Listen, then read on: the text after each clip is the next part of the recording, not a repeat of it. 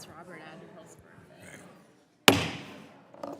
Committee will come to order. I would ask the members to take their seats. Without objection, the chair is authorized to declare a recess at any time. Without objection, members shall have 5 legislative days within which to revise and extend remarks and to insert extraneous material into the record. I want to welcome everybody to today's full committee hearing entitled Funding Lapses, Analyzing Shutdown Reform. While having all members in the room usually denotes a markup, I'm pleased to remind everyone that we reported out all 12 fiscal year 2027 bills before the end of June. It doesn't mean our work is complete, but it does create space for some needed conversations. We all know the adage, the first step toward fixing a problem is admitting you have one. I'd say the 2 longest government shutdowns in American history, being instigated by Senator Chuck Schumer and Senate Democrats within the last year, is a strong indication that the people of this great nation and this institution deserve better. I, for one, refuse to allow funding lapses to become an accepted norm in the appropriations process. The reasons are simple. Article 1 is not simply a talking point or a slogan, it's a constitutional duty. Article 1 is not merely a chamber tradition. It is an obligation the framers entrusted specifically to Congress. And Article 1 is not a process we can exercise only when it is politically convenient. It's a charge we must uphold. The power of the purse carries with it the mandate to fund the government in a timely, orderly, and reliable manner. And while it is the duty of both Republicans and Democrats to advocate and debate specific levels of funding, priorities, and oversight of federal programs, the tactic of plunging the country into a needless manufactured shutdown for the sake of partisan leverage betrays the responsibility we owe to the American people. There are a number of legislative ideas and approaches designed to prevent or at least mitigate the consequences of future funding lapses today. And today we have some of the opportunity to discuss some of those proposals.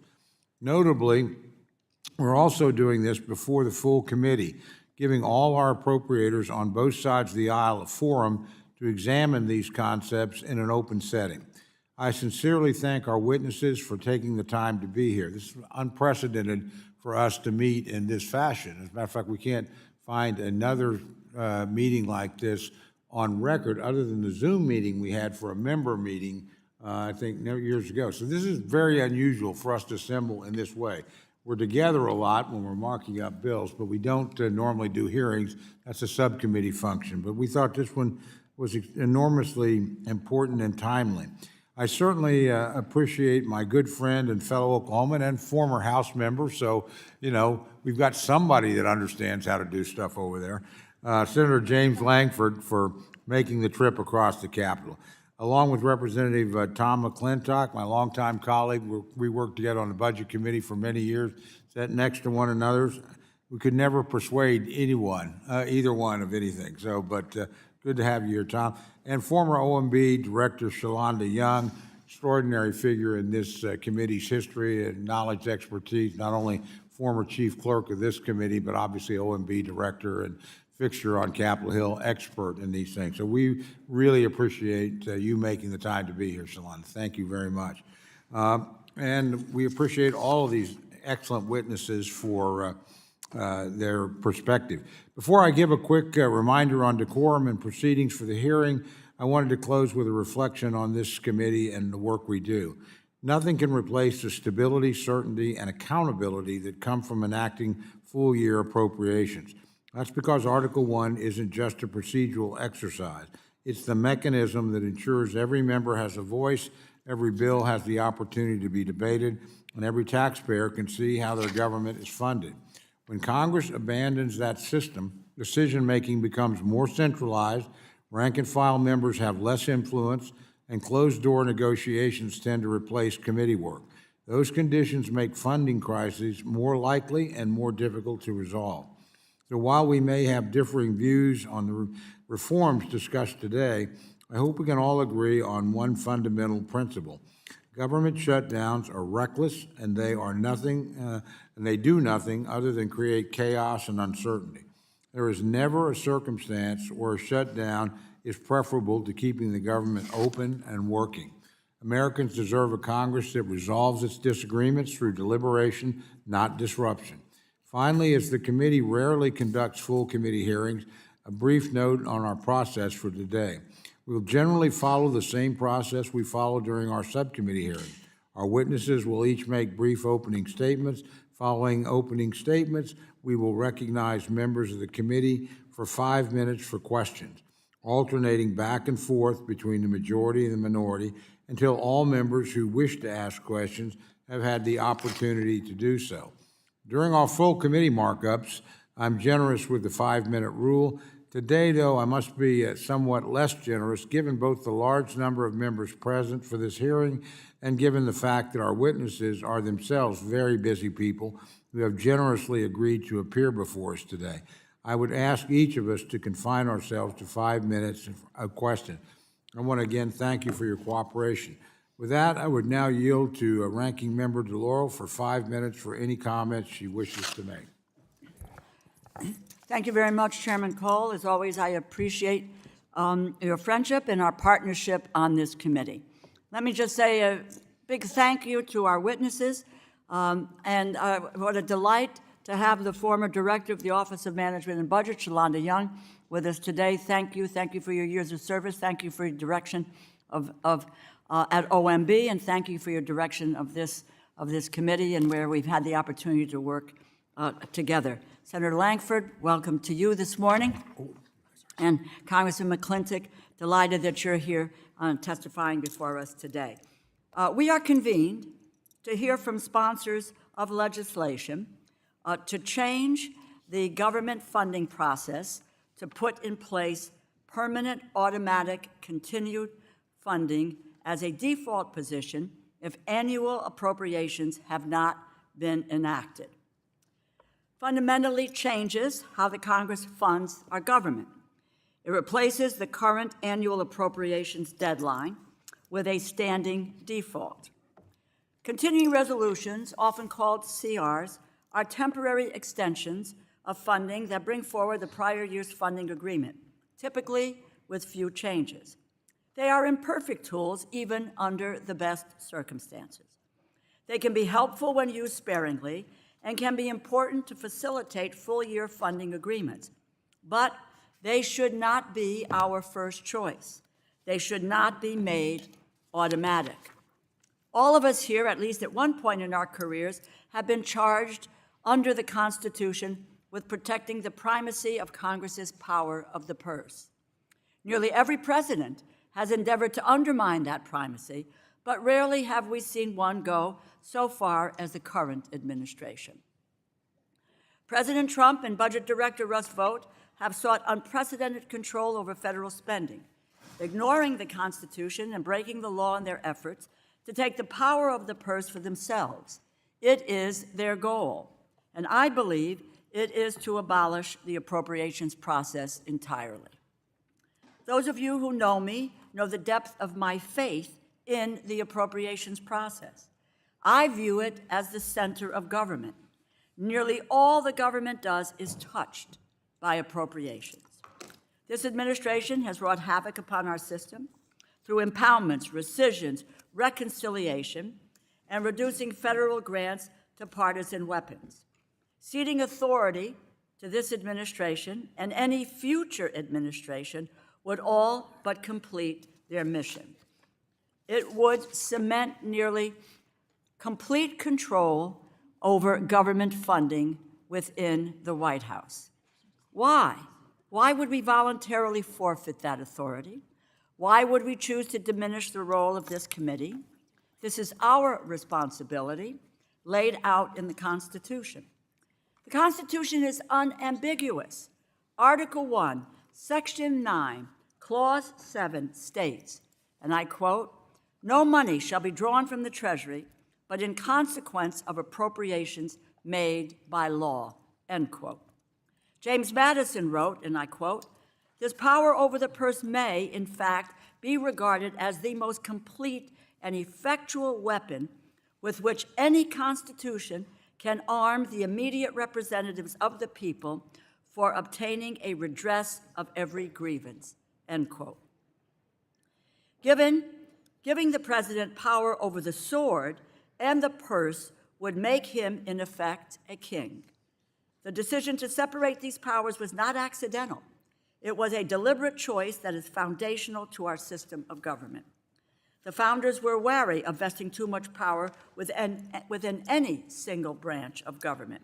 So they devised a system of checks and balances.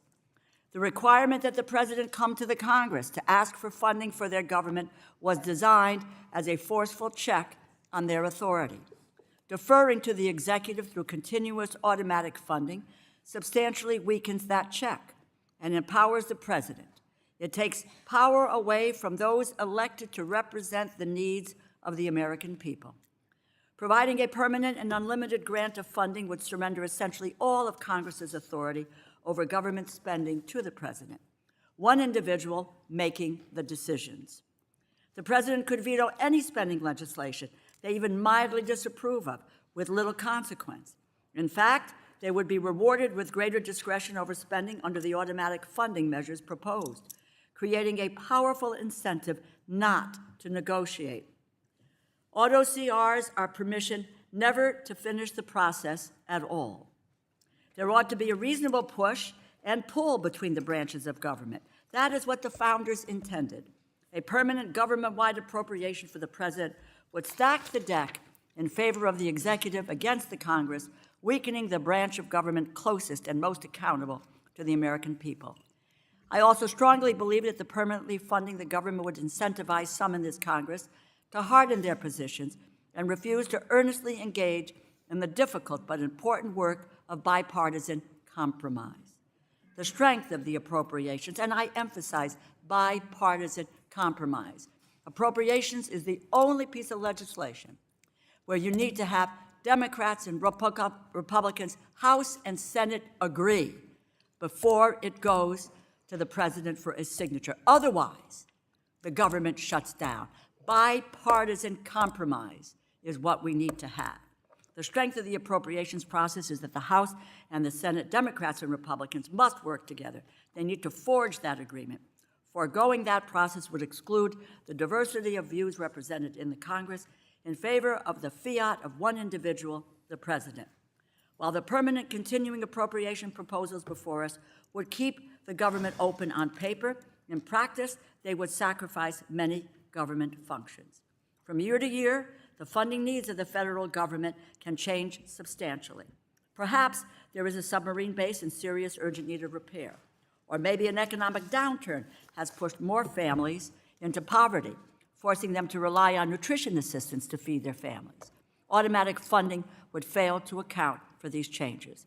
Additionally, the proposals do not account for community funding projects and congressionally directed spending that members rely on to meet their constituents' needs. Instead of emphasizing the need for members of Congress to engage with one another in that annual appropriations process, permanent funding would push members to lobby the White House directly for aid to their communities, giving the executive branch still more power. I am sympathetic to the goal of reducing government shutdowns, but the permanent funding proposals we will discuss here today would, in my opinion, create far more problems than they would solve. I am eager to hear from our witnesses, and I thank you all again for taking the time to appear before us today. I look forward to your testimony. I thank you, and I yield back. I thank the gentlelady for her remarks. I want to welcome our three witnesses for today, each of whom will provide invaluable insights into these thorny questions. First, we have Senator James Lankford from my home state of Oklahoma. Senator Lankford is the author of the Prevent Government Shutdown Acts, one of the proposed pieces of legislation to address the recurring problem of government shutdowns that we will be examining today. Second, we have our colleague, Representative Tom McClintock of California. Representative McClintock is the author of H.R. 8380, a bill to amend the Congressional Budget and Impoundment Control Act of 1974 to establish certain procedures for consideration of annual appropriations bills in the event of a funding lapse. Finally, also with us today is the Honorable Shalonda Young. Ms. Young served as the 43rd Director of the Office of Management and Budget from 2021 to 2025. More importantly, she's a longtime staffer with the House Appropriations Committee, including service as the staff director and chief clerk of the committee. I want to thank all of you for joining us today. Also, just want to note, we extended an invitation to Ron Johnson, Senator Ron Johnson, who very much wanted to be here to talk about his legislation. We all know the tragedy that has pushed him in a situation where he's probably not able to devote the time to this hearing, but we'd love to have his input at another time as well. He just could not make it today. I want to again thank you for joining us today. Your written statements will be made part of the hearing record, and you will each be recognized for 5 minutes to summarize your testimony. With that, Senator Langford, you're recognized for 5 minutes. Chairman Cole, thank you very much. Thanks for holding this hearing. This is an exceptionally important hearing, and there are a lot of members that are here that want to get a chance to be able to talk about this. So thank you for holding this hearing. Ranking Member DeLauro, thank you for your comments. You'd be shocked to know that I agree with almost everything you just said and want to be able to find a way to be able to resolve some of these differences. I really do appreciate the time to be able to have this dialogue as we try to figure out what we're going to do about government shutdowns. This has been an ongoing issue for a very long time for us. This particular bill I've worked on since 2019. We've had multiple different versions for this, but we've got to be able to find some way to be able to end the perpetual cycle that we're in of government shutdowns. As we all know, when a shutdown occurs, members of Congress still leave to go on CODELs, or we travel home to be with our families, while federal workers and their families face real financial strain. It's not hard to be able to find different stories on this. We just did a quick search.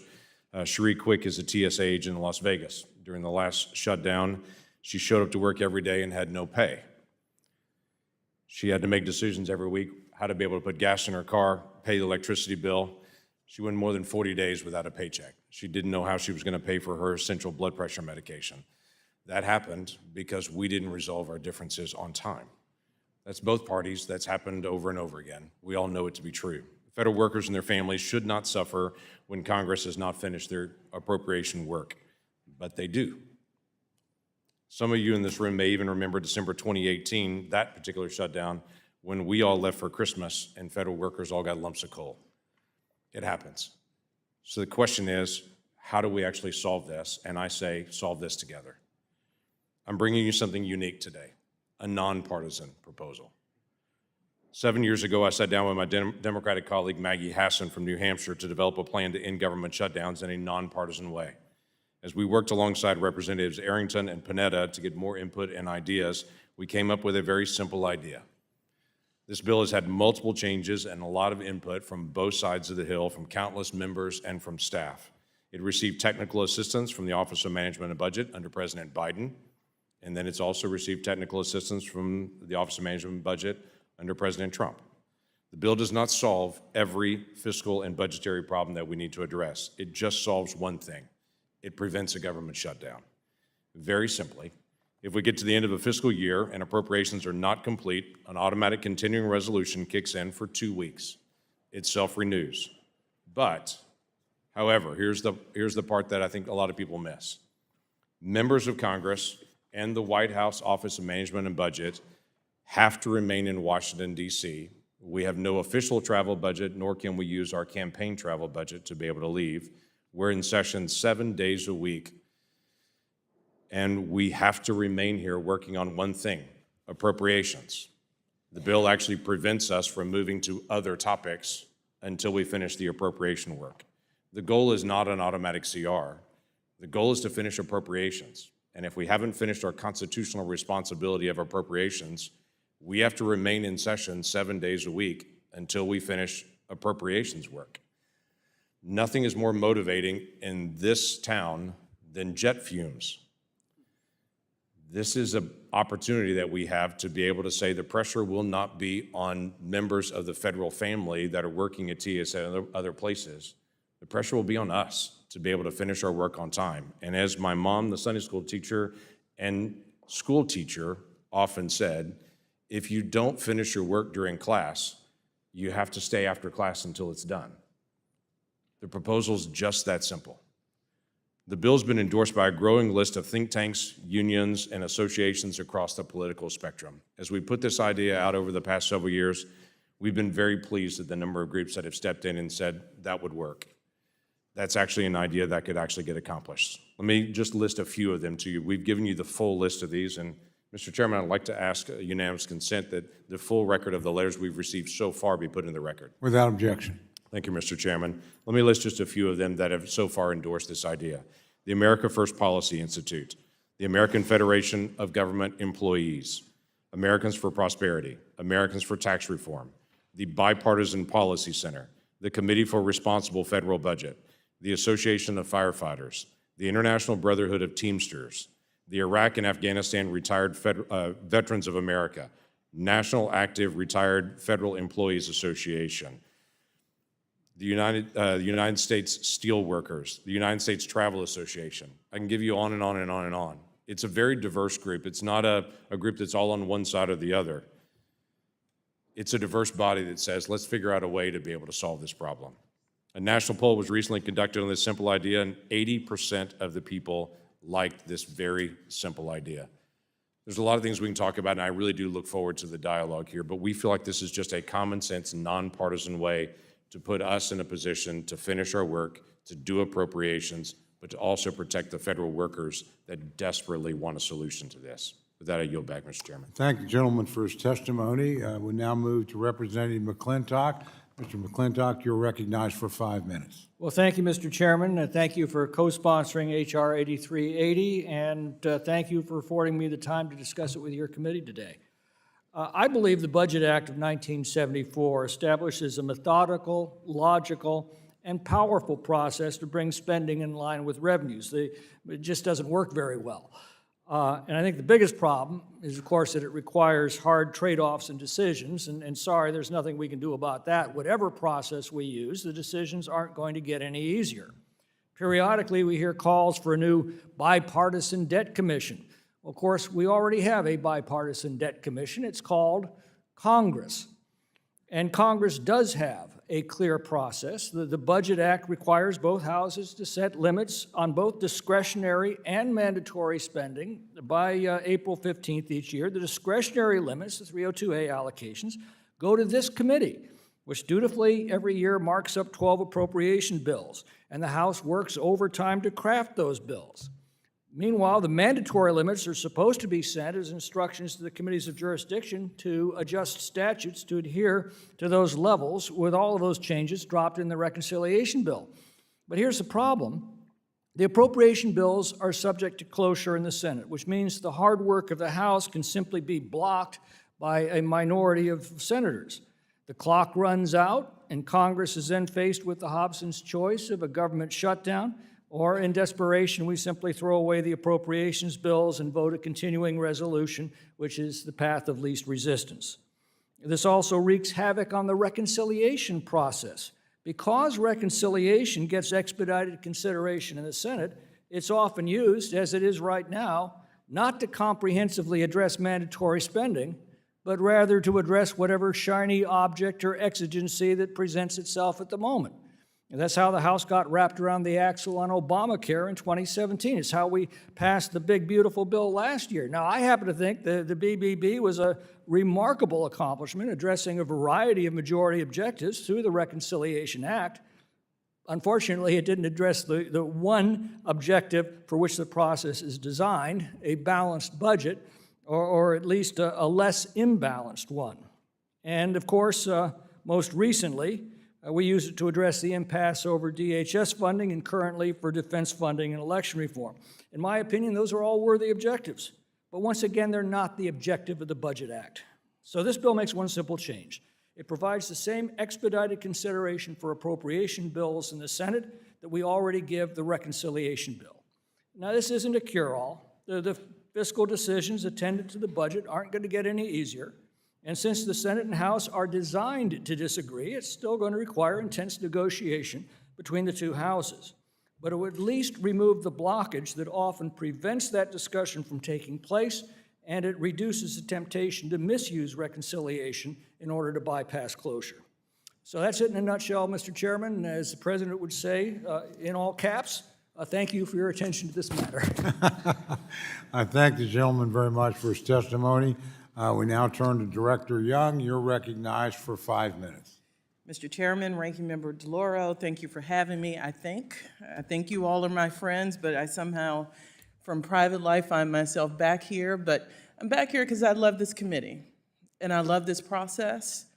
And the throughput you will hear in all three testimonies is what we currently have is unacceptable, but we have different ways to get there. And I hope this is the beginning of a conversation, and that we continue to have conversations in various venues to try to find solutions to prevent shutdowns. I just have a different way, I believe, I'd go about it than Senator Langford's. And Congressman McClintock, you probably didn't hear much disagreement about telling the Senate what to do from the House. It tends to be a favorite pastime of the House members and staff, so Senator Langford can take that back to Senator Thune. But look, I was Director of the Office of Management and Budget. Before that, I was the staff director of this committee, 2 years in the minority, 2 years in the majority. For the newer members on the committee, it's nice to get to meet you in this position, but if you talk to your colleagues who've been here a while, they'll tell you I'm funny, so please be nice. Today, I opened my phone when I was writing my remarks, and the headline pops up, "What's wrong with Congress?" It claimed 9 in 10 Americans say they're unhappy with Congress, and obviously shutdowns and the theater that come with them play a big part in that perception. I would, however, ask you to think of shutdowns as one of the many symptoms of what is broken. My child once had pneumonia.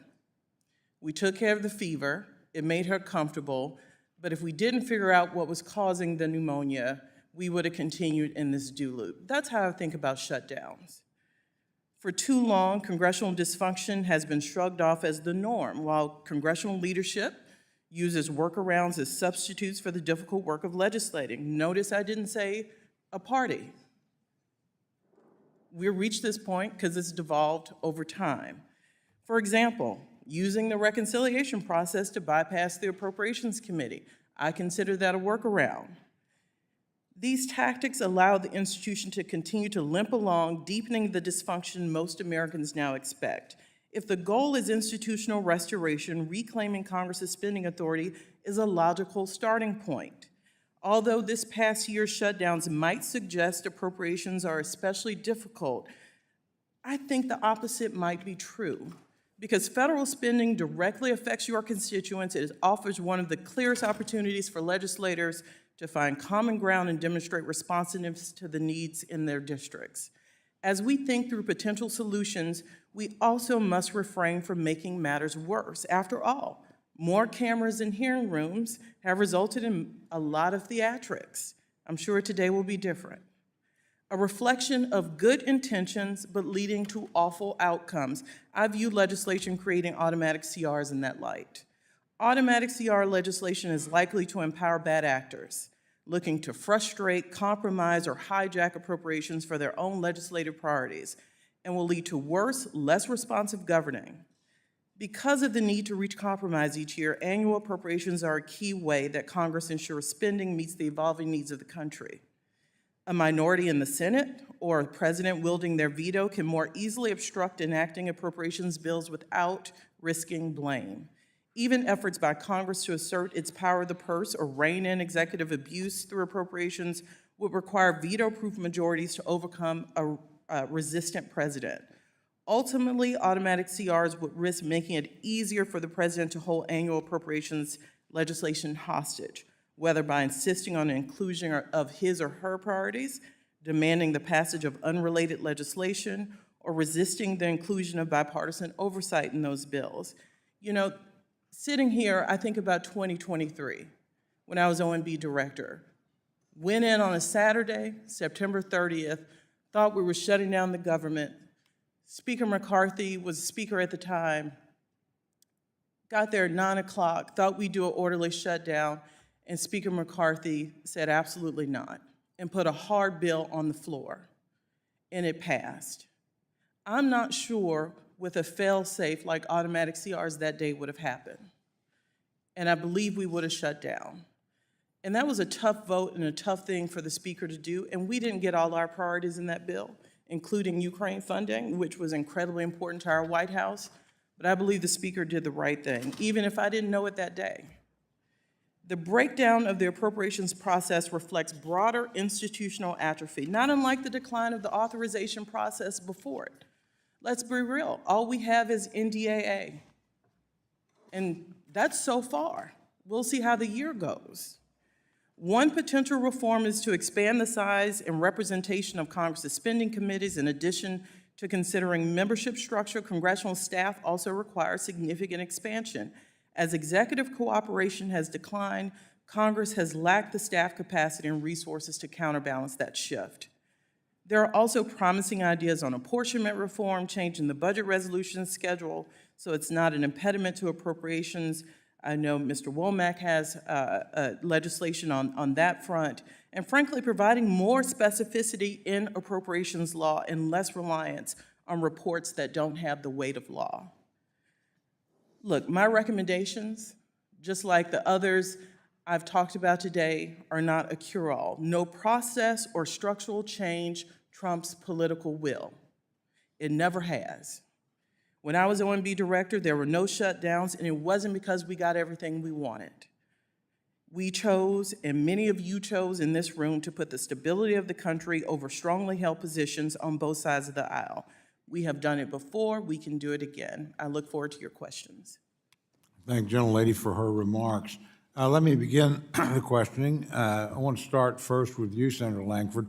There's a lot in your bill that appeals to me, particularly the fact that it puts the onus on Congress and the punishment and the pain on us and not on the American people. Because 7 days here with all of my colleagues, as much as I love each one, followed by another 7 and another 7, would probably drive me to a solution as quickly as I can. But there's also other causes of delay in this deal, and I'll give you an example. We're supposed to get a presidential budget by February 15th. We do not. Now, the first year of any presidency, I understand that. They don't even have their own people in place by February 15th.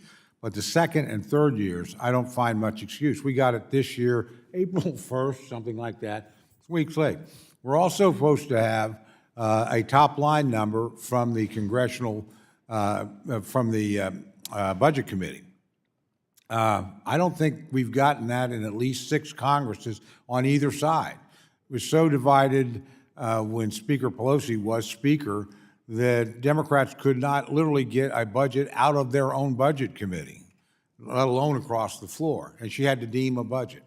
So we've got other players in this that set us behind and make life very difficult. Is there anything in your legislation that would force them to get their stuff to us here in a fashion that would actually give us the time to do our jobs? There is not on that particular area. We tried to stay very, very narrowly focused on just working on preventing government shutdowns. I would be eager for us to reopen the 1974 Budget Act and to be able to re-examine when the president's budget is delivered, what we actually operate with that. Quite frankly, this is a totally different subject, but I'm a fan of having calendar year rather than fiscal year. We need to admit the obvious gravity that every year we're fighting this in October, November, and December. This is now our 30th year that we don't have appropriations done on time for September 30th. But that's a different issue than what this is trying to address. No, it's an important issue, but I would point, I mean, this committee actually proceeded this year. We did not wait on the president's budget. I wish we had it, but if they can't get it here on time, then it's going to become less relevant in consideration. We did not wait on the budget committee. I wish they had their deal, and I had very specific, look, we have a great relationship. I'm not critical of the committee, but I told the chairman of the committee, if you can't pass it across the floor, I'm not writing 12 bills to a number that's out of committee, because if you can't pass it on the floor, I can't write 12 bills that'll pass the floor. And so, you know, we've been flying on our own a little bit here and sort of backing into a top line, doing what we can as we can and moving ahead. But that's not a good way to proceed. So that's something, if any of you have additional thoughts on how we get the people that are supposed to do their job so that we can do our job to do it in time, because they always escape the blame. It falls on this committee. Gentlelady from, As a writer of 4 late budgets, you know, the excuse becomes chicken or egg. I remember having this exchange in the Budget Committee when I was presenting. Congressman was like, you need to submit it on time. I go, well, you need to give me appropriations bills on time. We need to stop pointing the finger and probably get on time with each other and come to some agreement. But I will tell you, as an example, though, I came from this committee. I had a predisposition to want this process to work. That is not, I believe, the norm for OMB directors. So the fight internally to make sure you got what you needed fell squarely on these shoulders. I cared about timing, not necessarily everyone else did. And so if you know this about what happens at OMB and in White Houses and how crises take, trump the basic work of budgeting and appropriations, that's what leads me to some of my concern about giving people more time and more access to workarounds. As someone who fought to get you what you needed and get it in a more timely manner, everything else becomes a priority. Thank you very much. I don't have a lot of time left, but Representative McClintock, I do have a question for you, and it really applies in a sense to Senator Langford's proposal as well. Article 1, Section 5, Clause 2 of the U.S. Constitution grants each Chamber of Congress the sole, quote, the sole and exclusive right to determine the rules of its proceedings. Given that, how can we impose upon the Senate or even ourselves, or other colleagues, through statute, you will proceed in this way? A lot of us have problems with the filibuster on both sides. Just depends on who happens to be using it. But really, a lot of us do have those problems. But again, how would we constitutionally force the United States Senate to do something your proposal envisions, which is, you can't have this artificial barrier here that does foul up the process, no question. Yeah, well, the answer is you can't. The Senate has this annoying tendency to not see things our way. But this changes a statute that requires the consent of both houses and the president's approval. So the Senate does get a say in this. They get to either pass it, modify it, or reject it. Thank you very much. And I ran a little bit over. I want to be mindful of the time of the committee and recognize my good friend, the ranking member of the full committee, Ms. DeLora, for any questions she may have. Thank you very much, Mr. Chairman. Thank you all for your testimony. I just might add that we cannot get cabinet secretaries today to come up and testify before the Appropriations Committee unless we threaten their appropriations. They don't feel the need to or the necessity to come before us and talk about their proposals. Senator Langford, in 1986, the Reagan administration wrote a letter to GAO voicing opposition to auto CR proposals. Specifically, Reagan's OMB expressed concern that, quote, adoption of an automatic continuing resolution option could actually reduce the pressure on Congress to make funding decisions in a timely manner. In other words, President Reagan's White House felt that an auto CR would eliminate the pressing end-of-the-year deadline that forces bipartisan compromise and action. Can you explain how your proposal would facilitate bipartisan compromise when many of us think that it would likely facilitate more entrenched partisan disagreement? And Director Young, I'd love to have you respond to that as well. It's great. Yeah, thanks for the question. It's a great question, actually. Back during the Reagan administration, shutdowns were a couple hours, a couple of days. They weren't 47 days. They weren't extending out where they are now. So they're continuing to accelerate on it. This particular proposal puts the pressure on us, not on federal workers. Right now, the leverage to get our work done is TSA agents not getting paid, air traffic control not getting paid, federal law enforcement not getting paid. Those families are the leverage for us to do our work. Those families have nothing to do with our inability to be able to get things finished up. I want to put the leverage on us, not on federal workers and their families. And the best way to do that is basically to force us to stay in the room until we're finishing negotiating. If I can say it this way, I go back to my mom again. All my best advice ever came from my mom on it. When my brother and I would have an argument in the living room, she would make both of us leave and go to one of our rooms and say, if you guys are going to fight, go over there and fight. Don't disturb the rest of the family. When you're done, then you can come back in here. This basically puts all of us, House and Senate, Republicans and Democrats, to say, you can't do anything but appropriations. And you're going to stay there until appropriations is done. When appropriations is done, then you can go home or move to other subjects. But until you do appropriations, you can't leave or switch to other things. I think that puts the pressure where it needs to be on us to get appropriations done. Well, it took 79 days in the last go-around for my colleagues on the other side of the aisle to make a determination when there was a proposal on the floor to say, let us fund TSA, FEMA, Coast Guard, CISA, et cetera, but let's hold because of the difficulties with ICE and Border Patrol. 79 days, and they finally, on the other side of the aisle, said, okay, we can go there. Those months, because of politics and political will, which the director speaks about, caused those families to suffer while we played around here with their lives.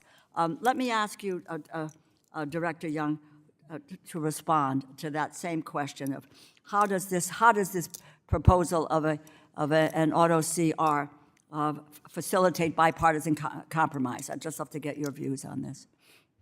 So I think if you listen to Senator Lankford, I think the forcing mechanism is you have to stay due. The problem is I've kind of seen it all. I was OMB director. I didn't really travel. I viewed it as more of a central DC. The cabinet secretaries went out, cut ribbons, these things. I did a little of that, but I was mostly in DC. So if OMB operates the way I viewed the job, the restriction on travel wouldn't really impact OMB. For members and senators, obviously it has more of an impact, but you know and I've known, if no bill's coming to the floor 2 or 3 days, you stop seeing members around. If you have a child's birthday party, you're gonna find a way to get home after you check in with leadership. So I'm just trying to think through how we've seen these things work. During a shutdown, there is an expectation that members stay around. We start losing people because life happens, and if nothing's going to be on the floor, why would you miss a kid's birthday or a wedding or any other event? So I think there are limitations to this. So I don't think there's an additional mechanism here to promote bipartisanship. And you heard me before talk about the scenario in 2023. I have my doubts of whether that would have come along, which prevented a shutdown if there was a fail-safe that would have allowed the government to continue to operate. I have very few seconds left, and maybe we can pick this up offline as well. In your testimony, Director Young, you say, you mentioned promising ideas of apportionment reform. You know, are there areas you think require greater specificity, or are you making a broader suggestion on how we can take a look at apportionment reform? Mr. Chairman, I'll be quick here. I know we're out of time. I think this is incredibly important. Apportionment is yours. You gave it to OMB. What you also told me as director of OMB is you were sick of apportionments being hidden, and you wanted us to put them online. Right. And we did it at your bipartisan direction. But I think when you think about apportionment reform, I hope as things come through Congress, you think of that as something that does not belong to any executive branch. It belongs to you as you think through reform. You don't have to allow OMB to apportion at all.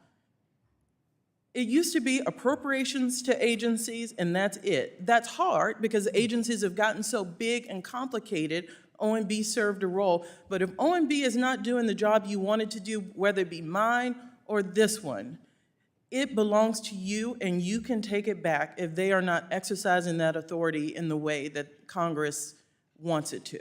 So that's how I think. And also appropriations, this committee has always relied on funding reports, so the statutes aren't very long. So you encourage, you direct, you urge.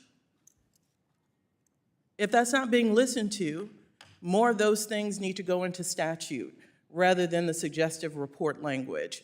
And that's my suggestion. Thank you very much, and I thank you, Mr. Chairman. Thank you very much, my friend.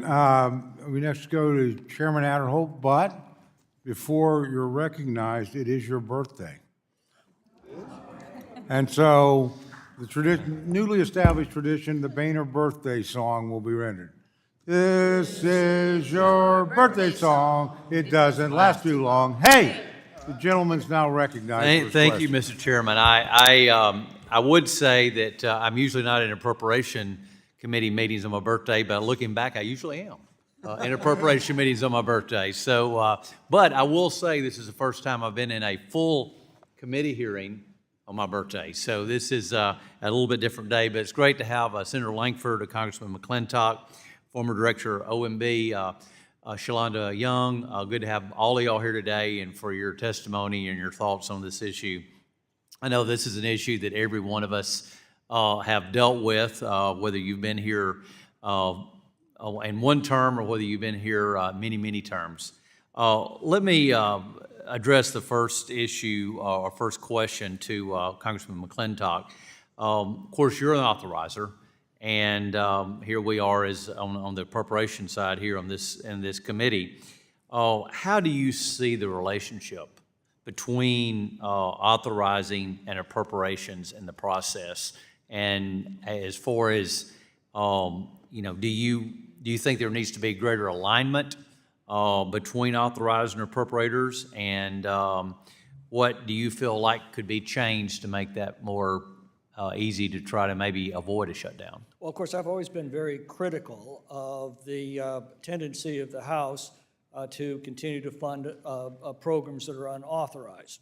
Our House rules allow a point of order, but those rules are always waived in the rule that brings the appropriation bills to the House. So, I mean, unauthorized appropriations are a big problem. And it's not the fault of this committee, it's the fault of authorizing committees that simply fail to look at the programs within their jurisdictions to determine which ones are efficient, which ones have become inefficient, which ones have become superannuated and need to be abolished. But within the budget process itself, there's a very sharp distinction. The Appropriations Committee controls the discretionary spending. The authorizing committees are supposed to control the mandatory spending. That's the reconciliation process. And that's the process that's really gotten fouled up. But one of the problems that we face on both sides, discretionary and mandatory, is, again, that impediment in the Senate that allows a minority, if it wishes, simply to block consideration of the appropriations bills that are sent over. That obviously thwarts the appropriations process, but again, it also puts pressure on the reconciliation process to be used not for comprehensive reform of our mandatory spending, but rather to chase whatever shiny object we can't get through the Senate. So I think that this reform, again, it's not a cure-all, it's not a substitute for political will, but it does remove one of the impediments that I think is keeping this process from working. Thank you. Senator Langford, of course, you've had the privilege to serve in both chambers, in the House and the Senate. How do you see the dynamics? Of course, Congressman McClintock just mentioned about the issue with a minority being able to keep a appropriation bill from coming to the floor. But how do you see the shutdown dynamics play out differently from your perspective in the House and now being in the Senate? I think I was in the House 6 hours as a member when I heard for the first time the other party is the opposition, the Senate is the enemy. Yep. So that has not changed over the years in the process back and forth, and I get that dynamic. The two bodies do function very, very differently. As Representative DeLauro had mentioned before, appropriations is always bipartisan, always, when you go through the process on that, and that is true in the Senate as well. The Senate requires both sides to have to sit down and talk like grown-ups and figure out our differences and to be able to solve those. To be able to remove the requirement to have 60 on appropriations, which is the gist of this proposal on this, would pull away that requirement that we have bipartisan conversation in the Senate. It also would add into it in this particular structure, one of the things the senators hate. The House has the convenience of when you do a reconciliation bill of voting it, sending it over to the Senate. The Senate rules require a vote-a-rama. That is an unlimited amendment exercise where we're often in continuous voting for sometimes as short as 8 hours, most often 20 to 25 to 30 hours, continuous one amendment after another on unlimited subjects. You won't find very many senators that want to do another one of those because they're painful, long political exercises that don't accomplish anything. This particular proposal would add yet another set of vote-a-ramas into the Senate rules, and that would be tough to get senators to actually vote for. We're trying to get rid of that, not add another one. Thank you. I think my time is up, so I'll yield back. Thank you, gentlemen. Gentleman from Maryland, Mr. Hoare is recognized for questions. Thank you. Thank you very much, Mr. Chairman. First, let me say I think we have two thoughtful members of the Congress of the United States presenting these proposals. Senator Lankford has represented that in the House and now represents it in the Senate. And as I've told Mr. McClintock, I always enjoy hearing him speak because I think he speaks truth and with good analysis. However, I disagree with both of you strongly. But Mr. McClintock, Congressman McClintock, you just said what I think is the real issue, and you said that no legislation or rule can replace political will. Correct. Let me speak just a little bit about political will. Ronald Reagan, as Jim Lankford just pointed out, was president for 8 years. Bush was president for 4 thereafter. We had 12 years. We essentially had 8 days of shutdown, or 12 days, 8 years of Reagan, 1.5 day average shutdown. Why? Because the political will of the president and the political will of the Congress was to reach agreement. That does not now exist. The director of OMB has made it clear, we want their funding to be shut down. That's a quote of Mr. Boats. Mr. Trump said we had 2 shutdowns, excuse me, this was Mr. Gingrich, 2 shutdowns in 1995 and became the first re-elected GOP majority since 1928. Speaker Gingrich pointing out that that was a successful effort. Mr. McCarthy said, nobody wins in a government shutdown. Nobody wins in a government shutdown. I've been here. He said that on September 14th, 2023.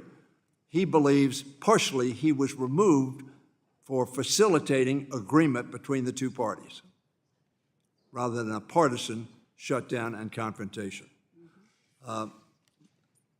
I believe these proposals do exactly the opposite of what we need to do, in the sense I think they weaken greatly the Congress and strengthen even more than has happened to date the presidency, making the executive extraordinarily powerful and the Congress much weaker. Essentially, it makes the Appropriations Committee irrelevant and powerless to carry out the founders' intent to give paramount and exclusive authority to the Congress for the spending of taxpayer money. Furthermore, I think that shutting the government down has been a tool of political choice by many Republican leaders, including Newt Gingrich, Donald Trump, and many others, including Vogt, and it is a tool which has been employed by Democrats as well. So no one has clean hands, if you will, on this issue.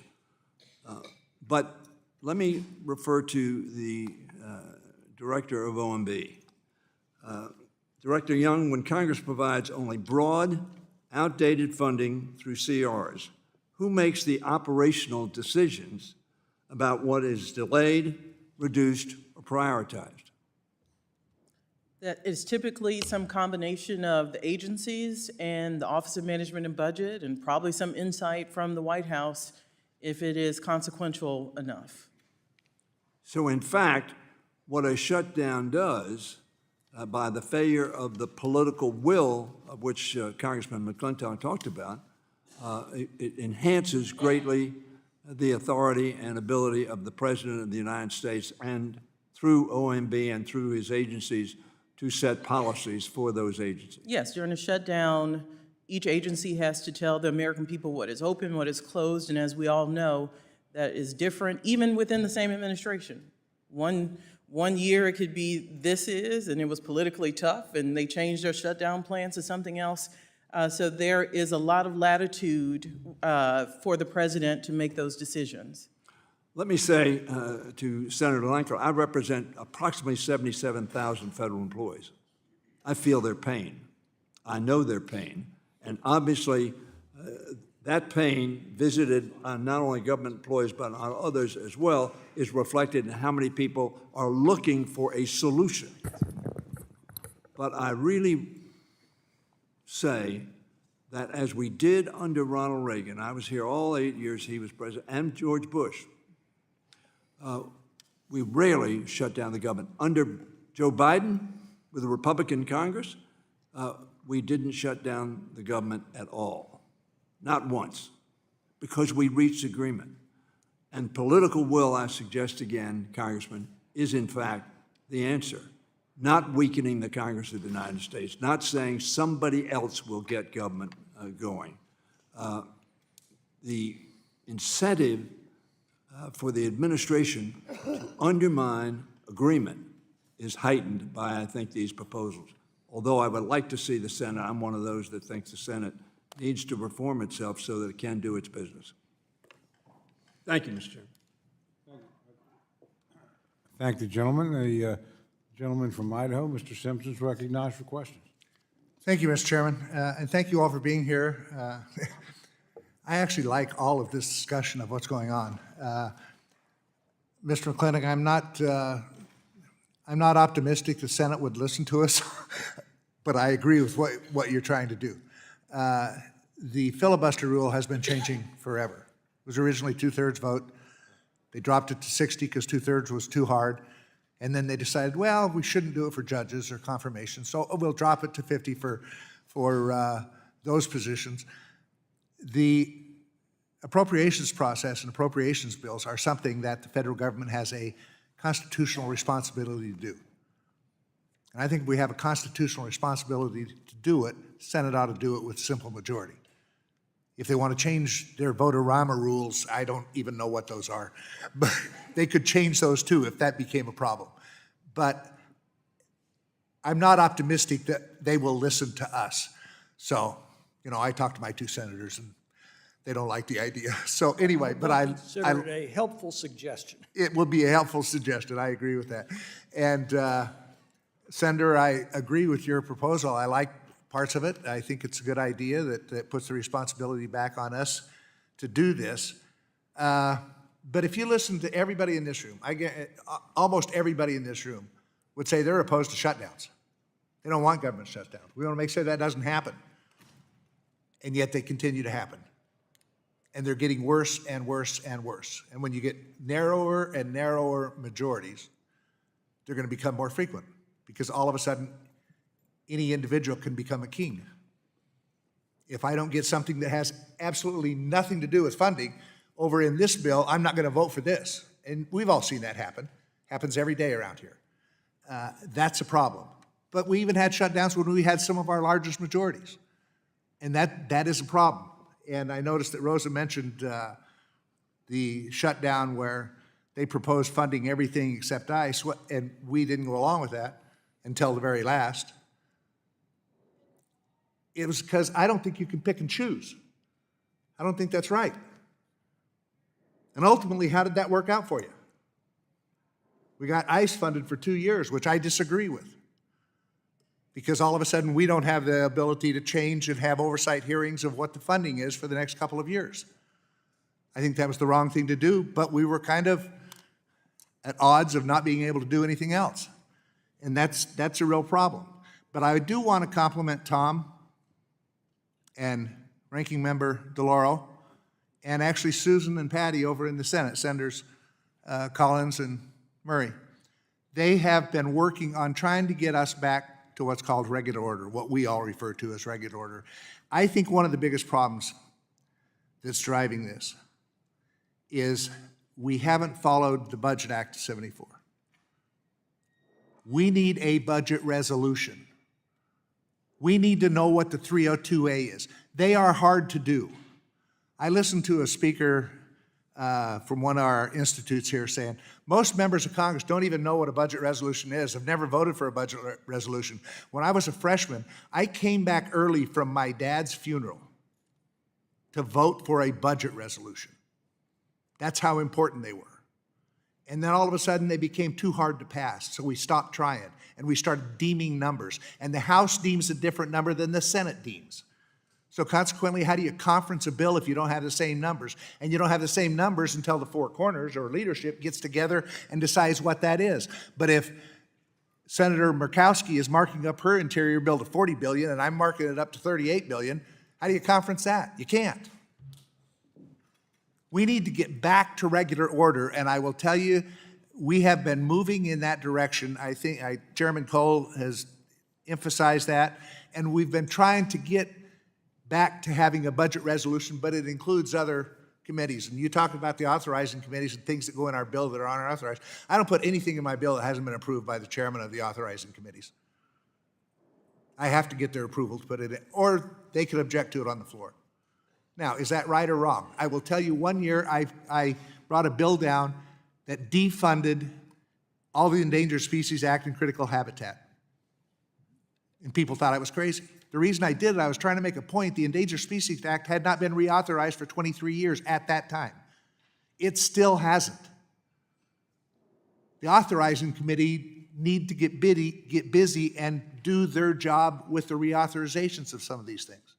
And that's a challenge we all have, but I will tell you, it is too many people in Congress, frankly, have forgotten what the word compromise is.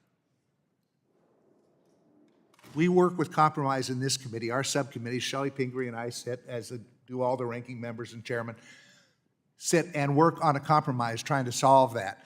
We have disagreements on what the 302B is. Sometimes they'd like to spend more, sometimes we'd like to spend less. So we have disagreements on that. But within the bill, how we spend the money, we compromise. Too many people don't understand what compromise is. That's what this place operates on, or should. So anyway, I appreciate you all being here. It's good to see you again, Shalonda, and I look forward to working with you. There is no one simple answer to this. It's going to take multiple things. Thank you.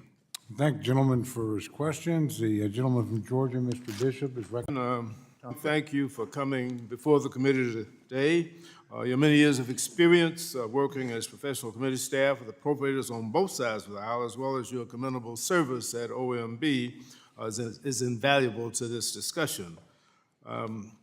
In your view, what is the role of the president in legislating government funding, and do the legislative proposals that are before us today put forward, do they discourage the president's participation?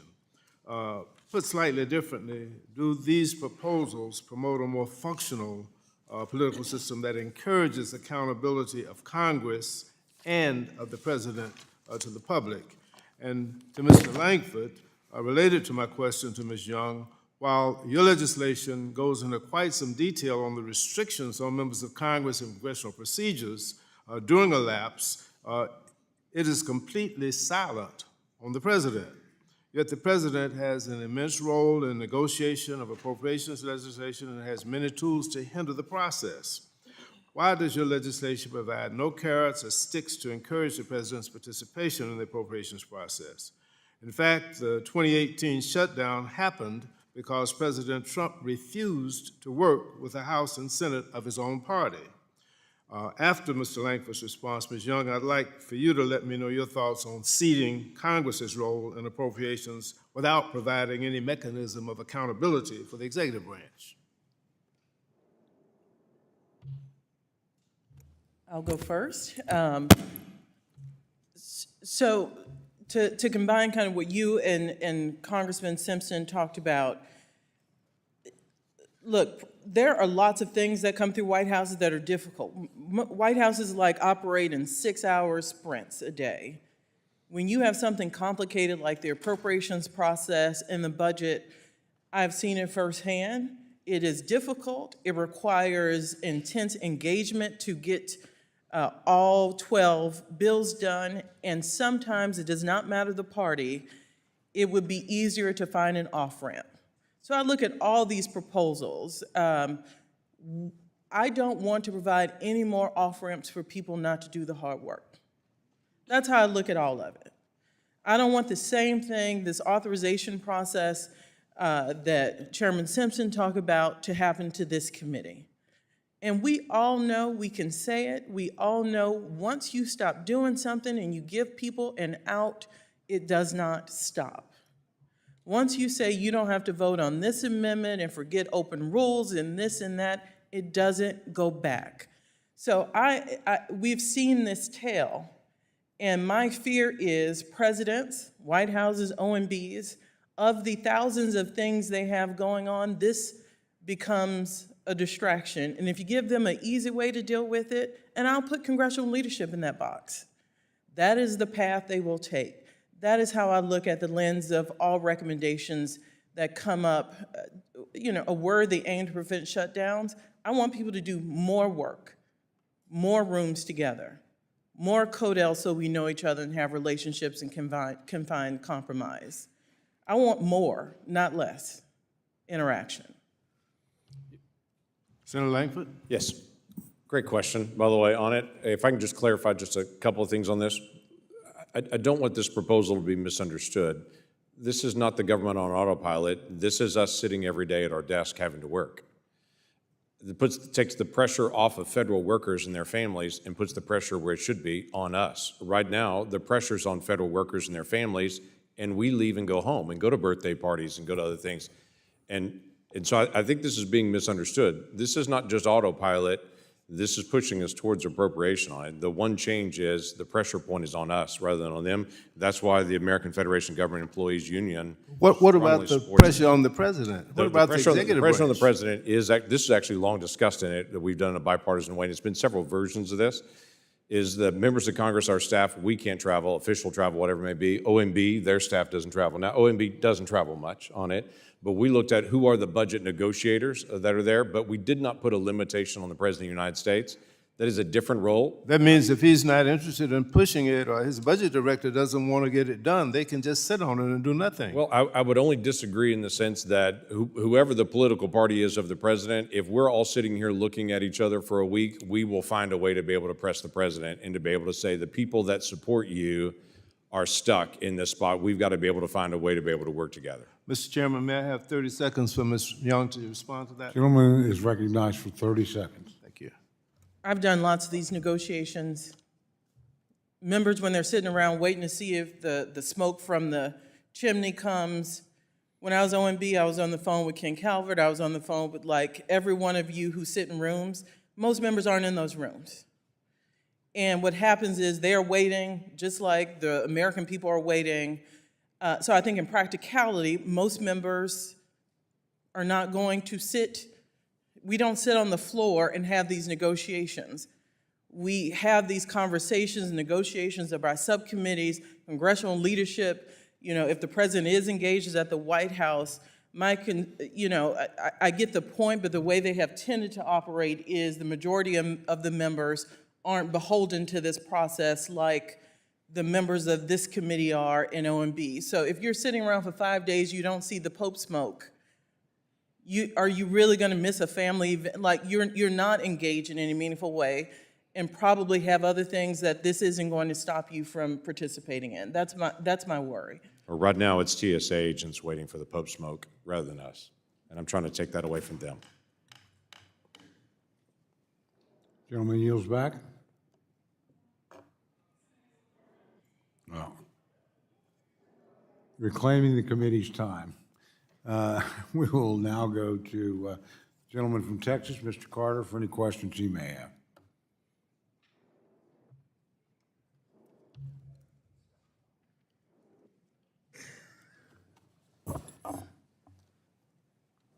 I gotta live with this guy. I think that we can all agree that Congress has a basic duty to fund the government. That's why we're here. And we've got a problem that didn't start anywhere but at the courthouse in your hometown. That's where it started. When I was a judge for 20 years before I got here, I had to call immigration a dozen times and say, my jail's full. I don't have any place to put my prisoners. I'm not going to pay for it. Send your people over here and get your people out of my jail. And they came in there and they got them out. Well, that was immigration. That's what they were called then. So the idea that the counties should decide, well, we're not going to allow anybody to take anybody out of here.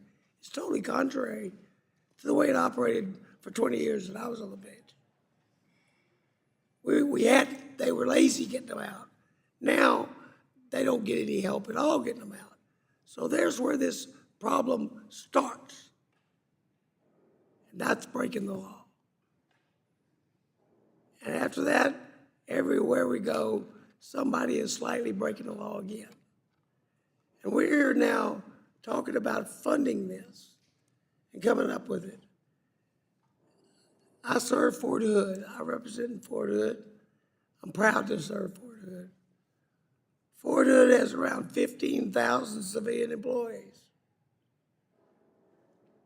The federal contractors who work for them are some of the hardest working people we got anywhere in our county.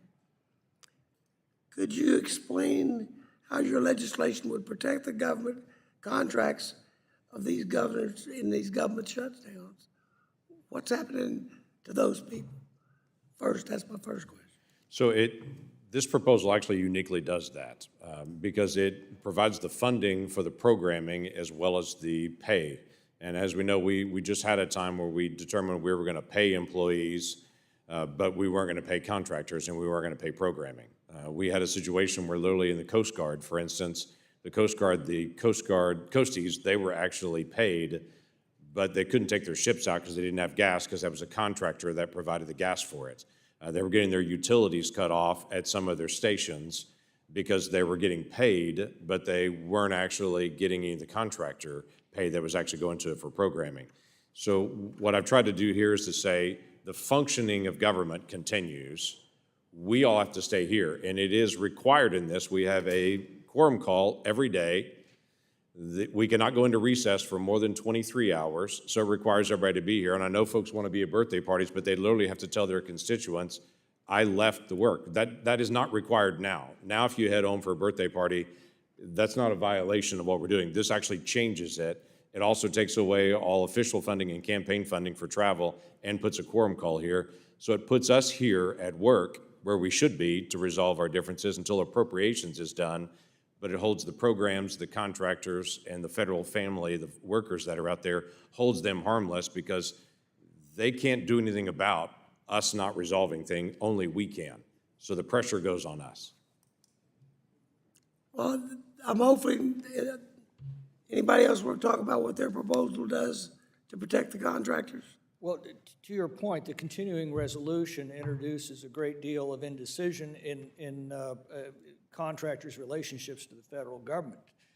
How do we get to these continuing resolutions? Because the good work of this committee goes over to the Senate and then it just sits there. Now, they're supposed to amend it to their liking and send it back to us, but if it can be blocked for lack of closure, you can't have that discussion. And then we, again, have the Hobson's choice.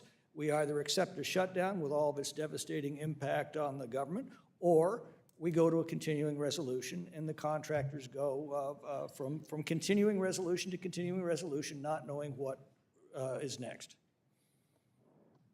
Well, that's not good.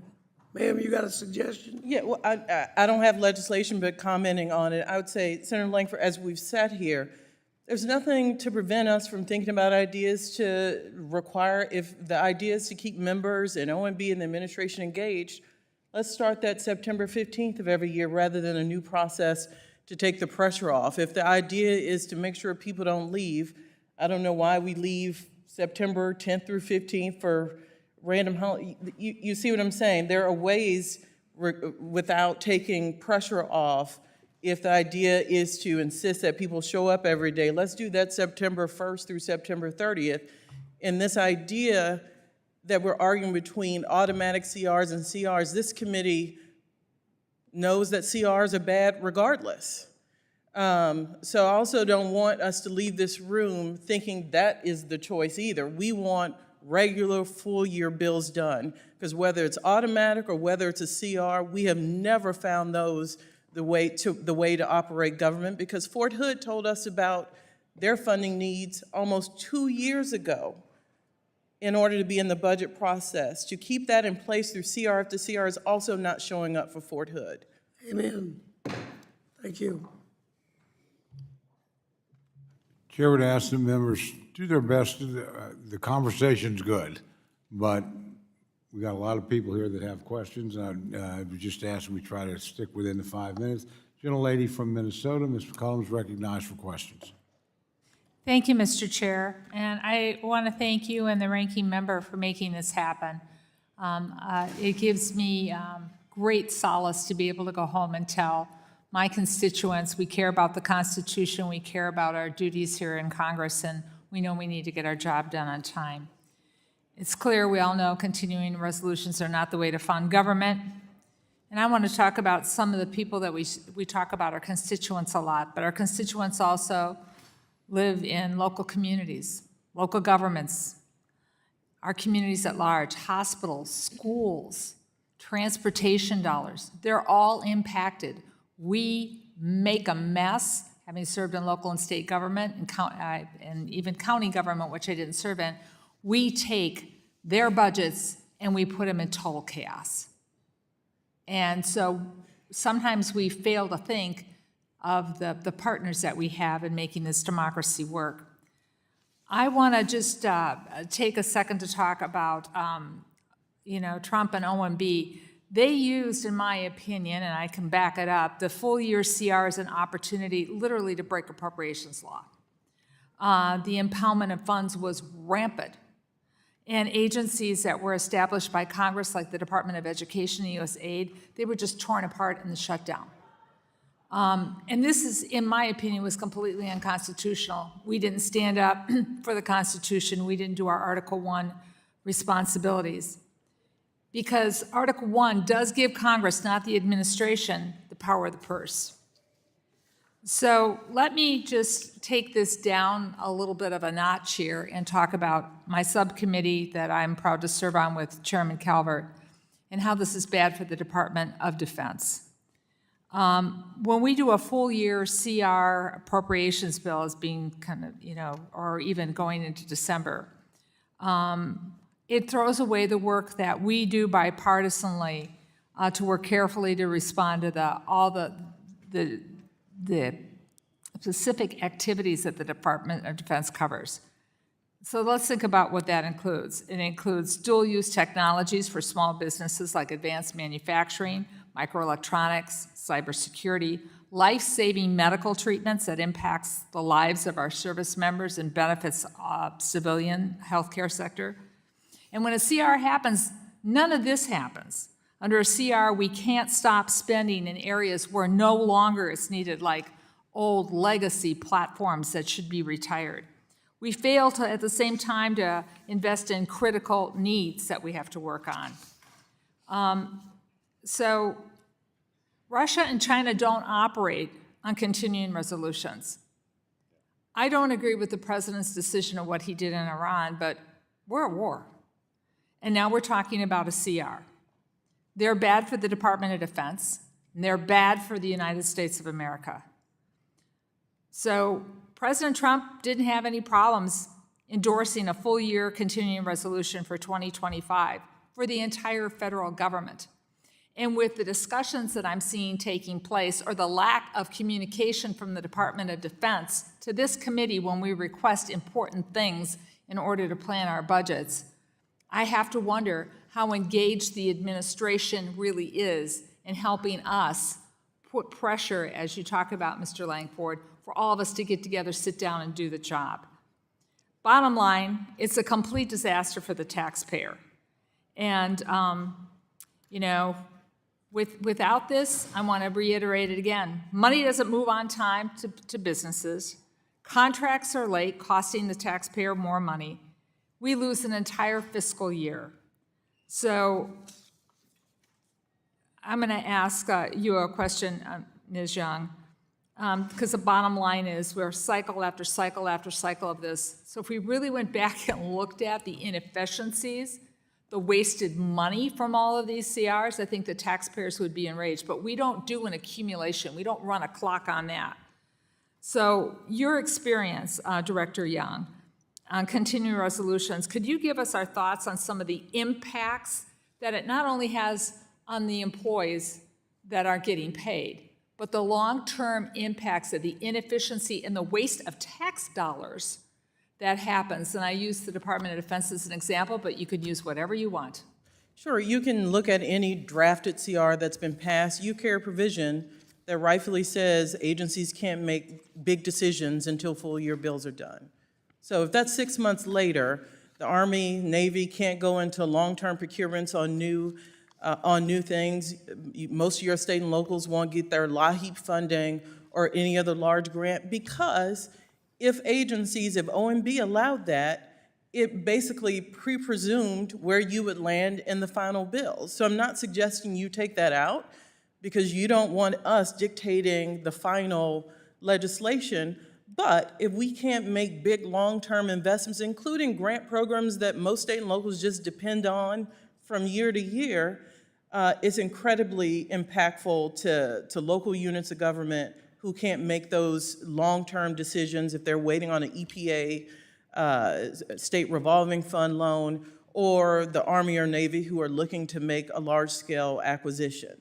We all know CRs, whether it be the new proposal or the current way of business, prevents the government from operating in an efficient way. A private business would never do that.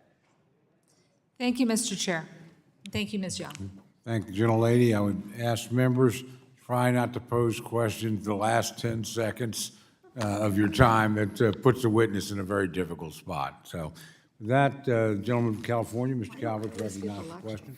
Well, thank you, Mr. Chairman, and I thank our witnesses for being here today. I'll carry on what Betty was talking about. Obviously, our House Defense Appropriations Committee is half the discretionary budget. It's always good to see you, Shalonda. And we had many discussions in the past, and the frustrations that we have in attempting to operate the largest enterprise in the world under a continuing resolution or in a shutdown scenario, it shouldn't happen. And we've been forced to do this because we unfortunately have given away our Article 1 authority more and more to the executive branch and a dysfunctional congressional process at this point. And our global competition, whether it's China or Russia or Iran or North Korea, they don't have continuing resolutions or shutdowns, and so I'm sure they're amused to watch us go through this process as we attempt to make sure that the men and women of the United States military are paid, that we can operate our procurement process in an orderly fashion, which unfortunately is not occurring at the present time. And then we've now fallen back on extraordinary new ways to fund the federal government. We used to pass, appropriation bills, and if we needed to have a supplemental in order to deal with a conflict, as the gentlelady was talking about, Ms. McCollum, we would do a supplemental, and we would pay for it, whether it was in the war on terror through the OCO process or in previous wars. And reconciliation, I don't think, was ever an intention to give the authority to OMB to determine how those dollars are going to be spent. Because one thing that I think the American public doesn't understand is that the appropriators, we don't control the reconciliation process. The authorizers really don't control the appropriations process. And I would submit that the Department of Defense doesn't control how the outlays work under a reconciliation process. OMB does. They, in effect, make the final determination of what money will be spent for what. We can make a list of suggestions. They may or may not follow it. But that's what we've fallen into over a number of years. So how the hell we get out of this thing and get back to regular order, all of us? Because this is not good for the process. This reconciliation process we're going through right now is, I don't think is healthy for us. And so here we are. On potentially a verge of another shutdown in a time of conflict. And so all of us, I think this is a problem within the family, really, that we have to come to a determination that this cannot continue. And I'm going to go what Mr. Simpson said to my friend, Mr. Langford, that maybe we ought to rethink the filibuster. That's your decision to make. I know that. It's not our decision. But it was never the intent of the founding fathers or I think of previous senates that we would be held hostage to a 60-vote process in order to pass needed appropriations, especially at a time in conflict that we're in today in Iran. So what would you, how do we get, we don't have time to keep talking about this. We need to do something. How would you respond to that?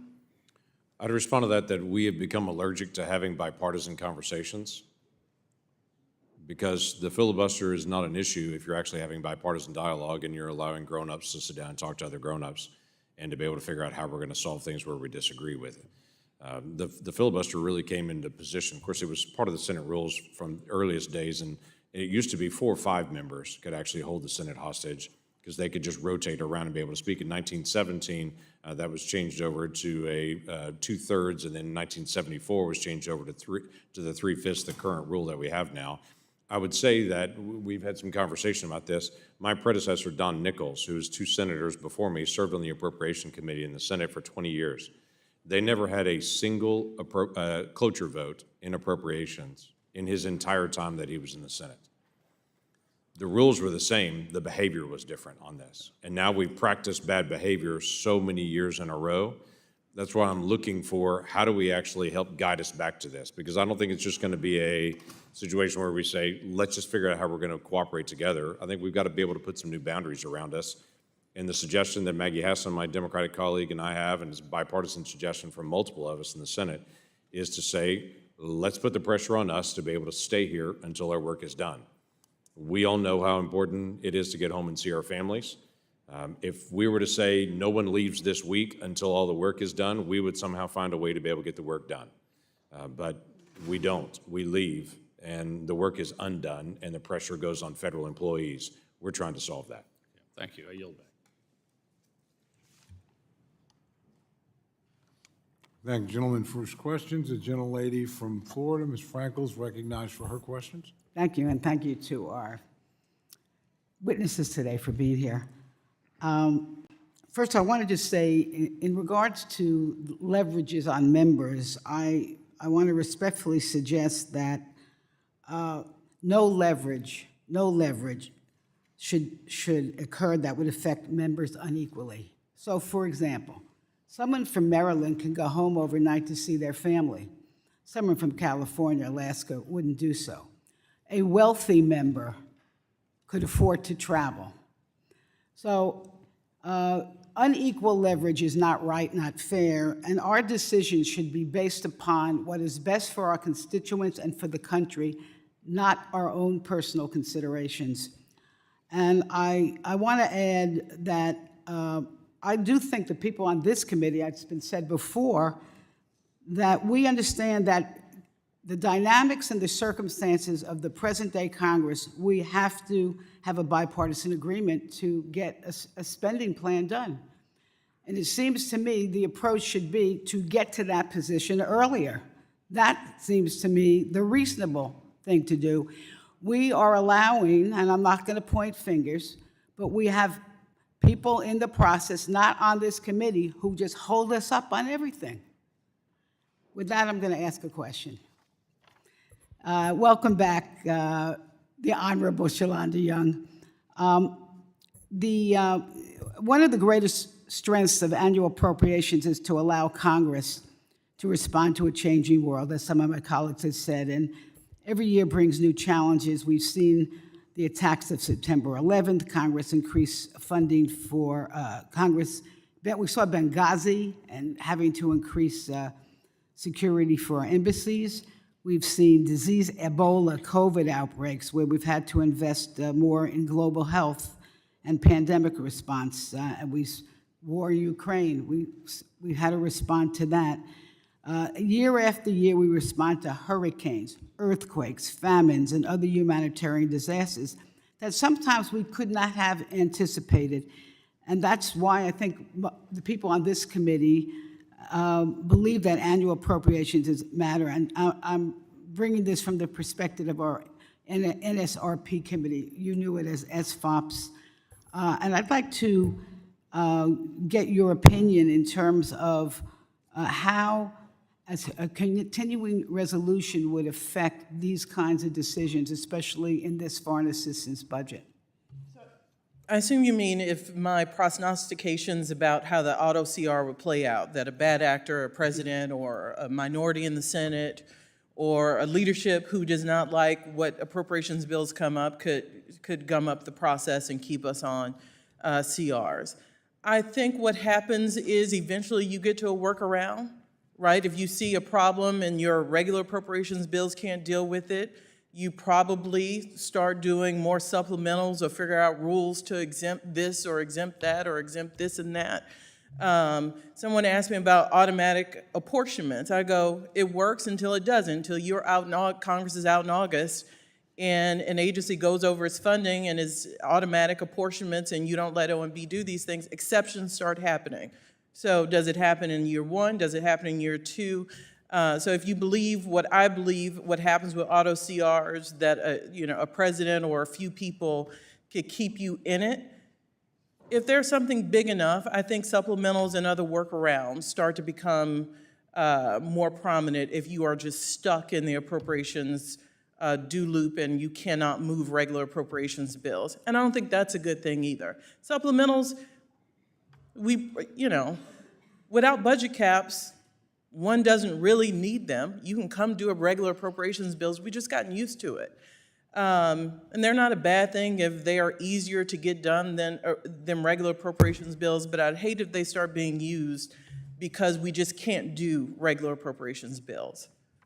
I think what you're saying, I think what I've heard my colleagues say, is continuing resolutions keep us stuck many times in a wrong, dangerous place. And I know this committee that we can find bipartisan agreement. And I would just say, we got to figure out how we get the rest of our colleagues. You pointed out the to do problem. that. You have lots of places coming into this process that aren't necessarily as big of fans of this process as members of this committee are. Thank you, all of you, for being here. I yield back. I thank the gentlelady. It's my understanding, Senator Langford, that votes have been called in the Senate, and you will need to go, and please go at your discretion whenever you think is appropriate, is perfectly appropriate. I'm going to proceed the following way. Mr. Diaz-Balart is next up for questions. I'm going to recognize him. I have to step out myself, so when he is done with his questions, he will come and take the chair. We'll continue as long as members want to continue. Be running the meeting, the vice chair. I would say, again, all of you have been exceptionally generous with your time. So, and I'm not sure we've managed your time as well as we should have, but I want to thank you for your patience. But we'll continue to proceed. I think this is a really important topic. I think the bipartisan exchanges have been very helpful, and I'm very grateful for that. So with that, I'm going to recognize Mr. Diaz-Balart for any questions he might have. Thank you, Mr. Chairman. Actually, great to see Director Young. I have to admit that I also, too, am always reluctant to give off-ramps because off-ramps are taken, right? Because it's tough. This is tough. You mentioned this is not a new issue, and it's not going to get any easier, unfortunately. You also mentioned the issue of cameras, right? And that's a factor that there are some folks who are less interested in getting the job done, more interested in just being celebrities. And so that's always been one of my concerns is on any of these proposals. But let me start with you, Mr. McClintock. You talked about the issues of our authorizing committees not being able to get the job done, how frustrating that is, and how, frankly, negative that is. But yet your proposal deals with, in essence, appropriations, correct? For those that might not be clear, why is the appropriations process different than trying to force, for example, the authorizers who don't get their jobs done, with very few exceptions, to do that? Why the appropriations process? Is it the constitutional issue? If you would just very briefly Well, because that's explain where that. the system is seizing up. To Mr. Bishop and Mr. McCollum's point, the president is not the central figure in the appropriations process, nor, for that matter, is the United States Senate. Appropriations begin in the House. The buck literally starts here. And the process that we put into place in the 74 Budget Act has the Appropriations Committee working through all of the discretionary spending. Once they're given a budget resolution with those limits by the Budget Committee, which very rarely gets done too, that's a whole separate matter. The point is, your work, you've always marked to the levels. You take these bills to the floor, we pass them after many, many hours of debate and amendment. And then they go over to the Senate. Now, what's supposed to happen in the Senate? The Senate is supposed to say, either send the bill back to us with their modifications or send it on to the president. If they send it back with their modifications, we either agree to those or we send it to a conference committee and we have a discussion with them. But the problem is the system seizes up when we send the bill over to the Senate. Without 60 votes, they can't even take it up. Yep. So they don't send us their alternative. They don't send the bill to the president. It just sits there until the clock runs out, and as I said, we're then given a Hobson's choice. That's the central problem that I see in the Budget Act. There are a lot of other issues as well that get back to that question of political will, and there's no way around that. Let me now, again, and Senator, thank you for your leadership and for being here as well. Again, as I said to the director, I'm always fearful of off-ramps, but that's not what you're doing from what I see. You're actually trying to create a different pressure point. Right. And I get that. But let me then, but the appropriations process can't happen as a vacuum. You know, the chairman talked about that, about the things that have to happen, the budget committee, et cetera. Right. I'm not gonna restate that.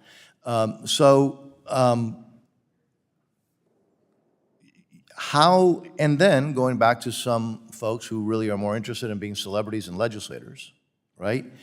Because I will tell you, there are some folks, I think Congressman Frankel brought up a very interesting point, folks that maybe are close, they can go home regardless. But also there are some folks that might relish being here, not to get things done, because if you actually look at kind of what the impediments are, it's usually a relatively small group of people, right? Some of those, frankly, are celebrities. And so how do you deal with that aspect? To not create a system that actually empowers celebrities even more, to not get their job done, but to just be on television more. And so have you put some thought into that? I have, in the sense that I remember saying to my constituents at home, I don't pick the people I work with. Other people pick the people I work with. I've just got to figure out a way to be able to work with them. We have a wide variety of opinions and 535 members, and some folks love their social media feed more than they love anything else. And I get that. That's just the reality of the society that we live in. My focus is the pressure point should not be federal workers and their families. And that's what it is now. And the argument is, we want to keep federal workers and their families as the pressure point, and if we take that pressure point off and put the pressure on us instead to be stuck in a room with each other, we don't want that. So my option is, if not this, what? And I do understand the leverage issue. I've had this conversation on it. There are some members that have more ability to be able to fly on their personal expense to be able to come back and forth on it. I had somebody that serves on the West Coast that said, if you can move the capital to the West Coast, I'm willing to support this proposal on it. I get that dynamic. My issue is our constituents have to hold us to account to get the job done, and if the law says you have to be there and you have to stay until you get it done, we will push each other to try to figure out how to do that. We always have. The last CR got resolved when we all stayed over a weekend, and we all said that's not going to happen twice. And it got worked out. And by the way, Mr. Chairman, if I can apologize, I'm going to run vote and then come right back. We appreciate that very much. I'd be glad to be able to be here. And again, thank you for your patience. Thank you for cooperation. Gentleman's excused. Gentlelady from New Jersey, Ms. Watson Coleman, is recognized for any questions she may have. Oh, I apologize for that. So I'm going to ask, first of all, I'm going to say that I agree with the senators. Gentlelady, just so you're advised, he is going to come back. You will be allowed to pose your question when he comes back. I can wait? It's up to you. You're certainly free to use time now. If you've got other members you want to, but you'll be recognized again when he returns so you can have an opportunity to address your question. All right, I just have a quick question for Please. Shalonda. I want to thank you for being here, and Congressman, thank you for being here. Thank you for the thoughts, and thank you for the fact that this is all about trying to get business done so that federal workers and the people who depend upon the programs that would be supported would not be hurt. So I love the premise of it. I just think we're not in normal times, and we ought not be having this consideration right now. But Shalonda, thank you for your thoughts. One thing has become clear to me during the discussion. Wouldn't the logical conclusion of a permanent automatic CR leave discretionary funding such as job training programs, food safety inspection, certain types of disease research, housing assistance, et cetera, and so much more chronically underfunded already, leaving these vital programs anemic and ultimately inoperable in the long term? Can you speak to the impacts that multiple years of an automatic CR would have on the operations and delivery of these very important programs? You just have to look at a few programs. Pell Grants comes to mind, consistently shifting depending on how many Americans choose to go back to school. That typically happens when the economy starts to sour. So now we see a billions of dollars in shortfall in Pell Grant. Without this process, I don't know how we deal with a Pell shortfall other than an off-ramp of going to the reconciliation route. So those are the kinds of things. Housing vouchers, again, not knowing when the government does not know what the uptake will be. So often we are behind and we see that the need outweighs the funding and we have to catch up. Yeah. Well, we're always behind, but I'd rather the catch up be 6 months behind than 2 years behind if we remain in the same stale funding scenario. So as not to use all of my time up, Mr. Chairman Hyde, I just want to say this one thing. The one word I keep hearing over and over and over again is we could do a better job if we had the will to do it. And that will doesn't exist right now, and that's unfortunate. And one of the things I loved about being in appropriations is that we debated stuff. We didn't always disagree, we didn't always agree, but we didn't always disagree.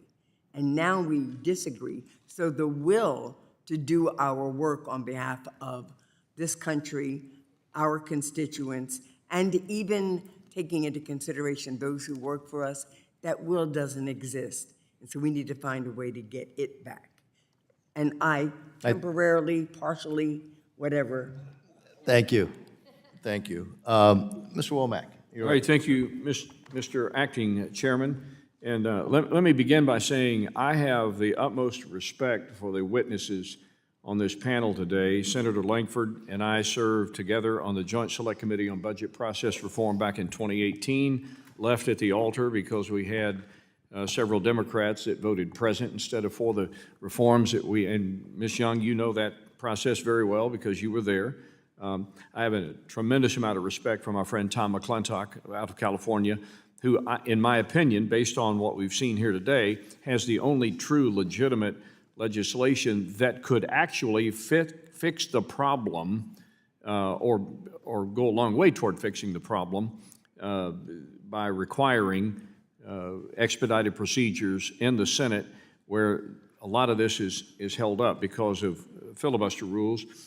And Ms. Young, your credentials speak well for themselves. As a matter of fact, if this were a Fortune company and we were the board, we would probably just hire you to execute this budget process. But here's kind of the funny thing about it all. If you were an alien and you landed across the street this morning and then stumbled into this hearing room to see what was going on with the legislative body of the greatest country in the history of the world, and you found out that they were talking about fixing a budget process, you would have to come away scratching your head. And that's exactly what's going on right now. It is a shame. It is embarrassing that this country, that the legislative body of this country that was written into Article 1 of the United States Constitution in 2026 is having this conversation, 250 years after we were founded. but here we are. So, Mr. McClintock, as you heard me say, I think that your proposal, based on the way the 1974 Budget Act is written, is the only legitimate proposal that could actually get us off the dime because of the concept that elections have consequences. And in the House, it's a simple majority. So if this is our basic function, one of our truly basic functions is to draft a budget, which is a reflection of what the winners of the election would want to do with the budget of the United States of America, then yours pretty much is the only thing that actually forces the hand of Congress because it would give you a simple majority. Would you agree with that? Of course I do, and thank you for those comments. You know, just back to Mr. Hoyer's point, I think this makes the Congress more powerful, not less powerful, because it makes it more likely that the actual appropriations bills that express the will of the Congress will be presented to the President. Right now, it's a constant parade of continuing resolutions.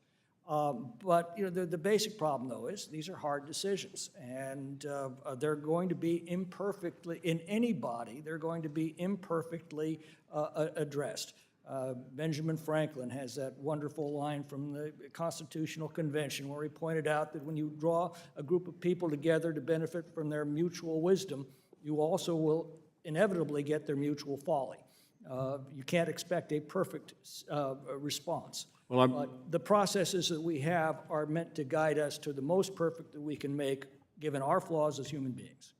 Well, I agree with the principal details of what your proposal is. I also happen to agree with others that have proposed that we do something to prevent the government or the country from going through the gymnastics of a potential government shutdown, a la what we did yesterday on the House floor by passing a CR that probably is not going to be lawful. But I also believe this, and Ms. Young, I'm going to give you the last 30 seconds on this. As you know, I have a bill that kind of mirrors some of the work we did back in 2018, moving Congress to a biennial budget, because I think the calendar is also a problem in this situation. Would you agree? You were in my opening remarks. As one of the proposals, I've always thought that was just common sense, because at the time we worked on that joint select committee, that's how we were operating. We had 10-year budget caps from the days of the Obama presidency, and we come together every 2 years to actually enact real levels that the Appropriations Committee to operate under. And we did those in 2-year cycles. So that's already how it was operating. I will say, to Chairman Cole's point, the budget resolution isn't happening right now. So given the budget resolution 2 years, it's not like anything's coming out of the Budget Committee. So yours is common sense. It's more common sense if the budget resolution process was actually happening. And I think that is a proposal that makes a lot of sense, and you have recounted kind of how that discussion in the Joint Committee came about. I will say, for the record, Mr. Acting Chairman, I need everyone to know I'm the co-chair of the Steve Womack Fan Club. There's almost no one who takes these issues as seriously as Steve Womack, and we all want a solution. My problem is the same political will that we think we're going to magically come up with in these 14 days of auto CR, where was that September 1st through 30th? Or where is that April 1st through 30th? I don't think it magically comes. And my worry is, because I have seen the inner workings of White Houses, even though I love you all most, because I grew up here, is they will say, presidents will say, under this, can I do this, this, this, and this, and this, O&B director?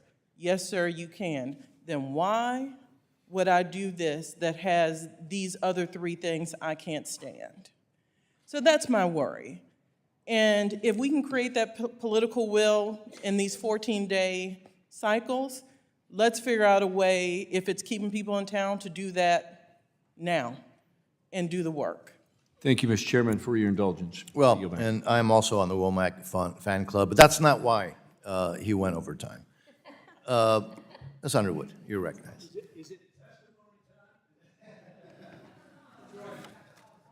Thank you, Mr. Chairman. First, I'd like to say welcome to my friend, Ms. Shalonda Young. As always, we are so lucky to have your expertise and your insight into the critical role of the appropriations process in exercising our Article I authority. Based on the comments that we've heard here today, it looks like my Republican colleagues have taken the exact wrong lesson from the unacceptable 43-day shutdown we experienced last year while they controlled the House, the Senate, and the White House. Instead of taking our constitutional responsibility seriously by fixing the appropriations process that they have broken, they are considering legislation that would do even more damage to our system of checks and balances. For the last 18 months, President Trump has trampled on the separation of powers in the Constitution, illegally withholding and delaying funds that Congress appropriated. But instead of protecting our power of the purse, Republicans in Congress have sat on the sidelines, cheering him on. I want to be very clear that the proposals here today do not solve the problems Republicans created.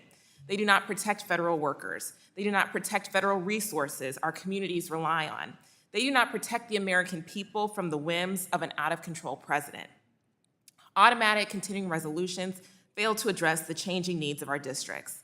They fail to provide the community project funding so sorely needed by our constituents. They fail to incorporate expert insights from federal agencies.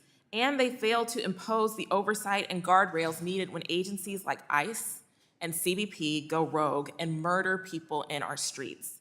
Our constituents deserve a responsive and a deliberate Congress that can adapt to challenges in real time and fund essential services and programs with specificity, with stability, and with accountability.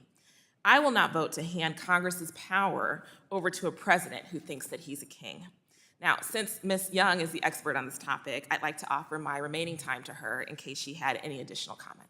Don't offer it up to any president. I think we're in a singular moment. Things feel worse and different, but there's no president who gives power back to Congress.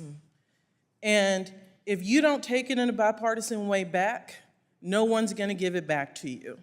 So everything I think about, I write about, I talk to students about, they go, I thought we got a former OMB director, why do you keep talking to us about Congress? I sat and listened to a constitutional law professor tell us all the things wrong with the judiciary and the presidency, and my only question to him was, well, what about Congress? We just accept that it's broken and we find these workarounds, and a lot of times it comes from the body itself. And I don't wax poetic about the past a lot because I think that's a waste of time. Times move on, we're in the political moment we're in. But we have got to figure out, and I think this committee is essential to it, figure out a way to hold hands and do the hard work. This committee has always done it. You have the numbers to do it. One of my reform ideas is maybe this committee has to be bigger since all the focus tends to be on the appropriations process because it gums up the works of the House. If more members were involved, maybe.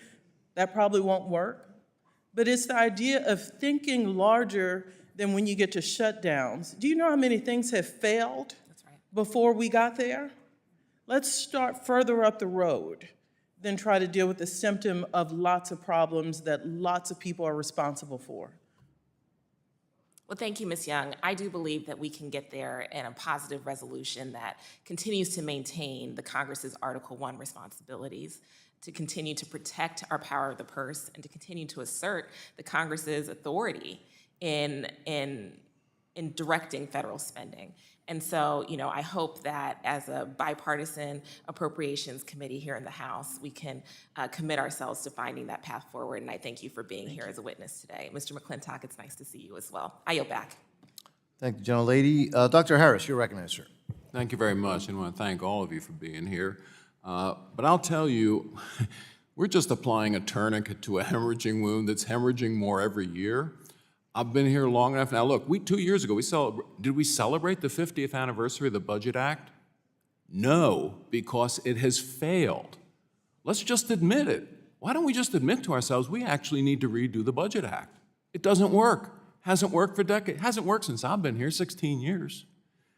And no wonder, because the size of the federal government, the discretionary budget, has more than doubled since that Budget Act was passed. more than doubled. With $730 billion in today's dollars then, we're now at $1.6 trillion.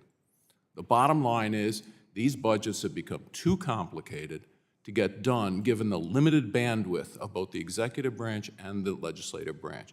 So I will tell you, Ms. Young, you're absolutely right. We're just doing workarounds.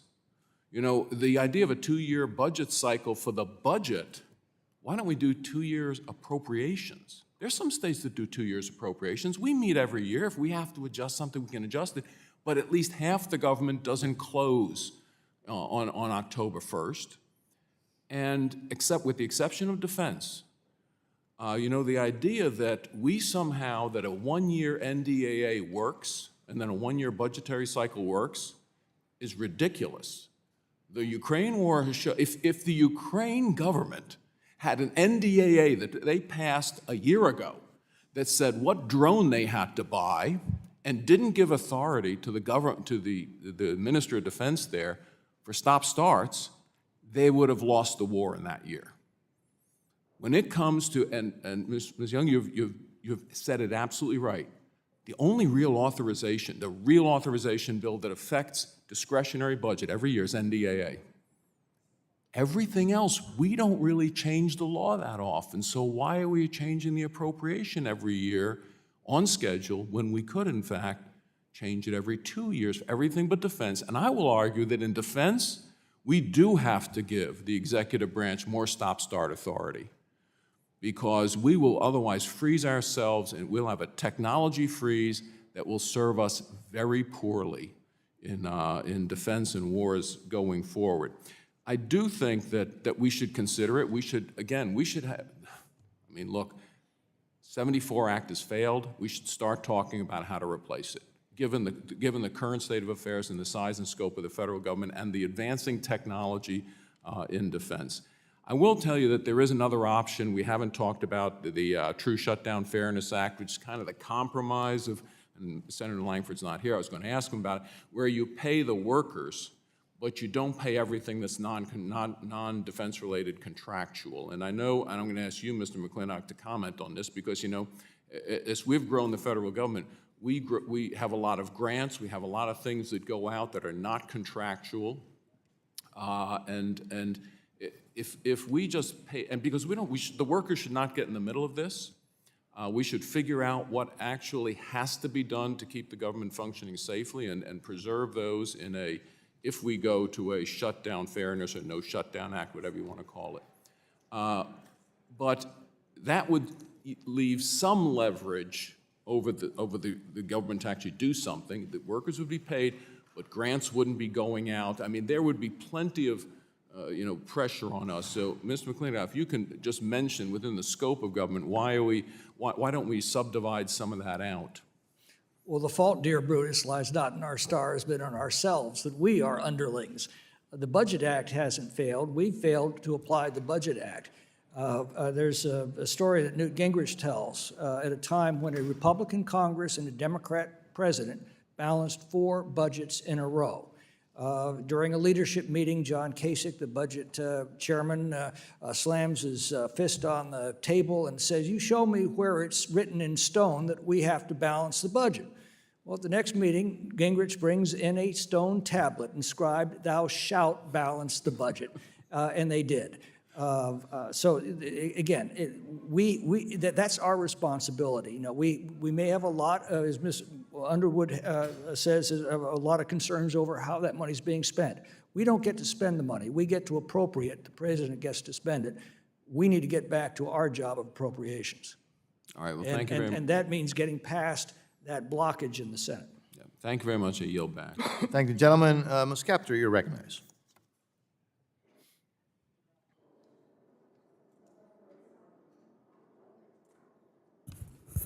Thank you. Thank you so much. I had to find the button for the microphone.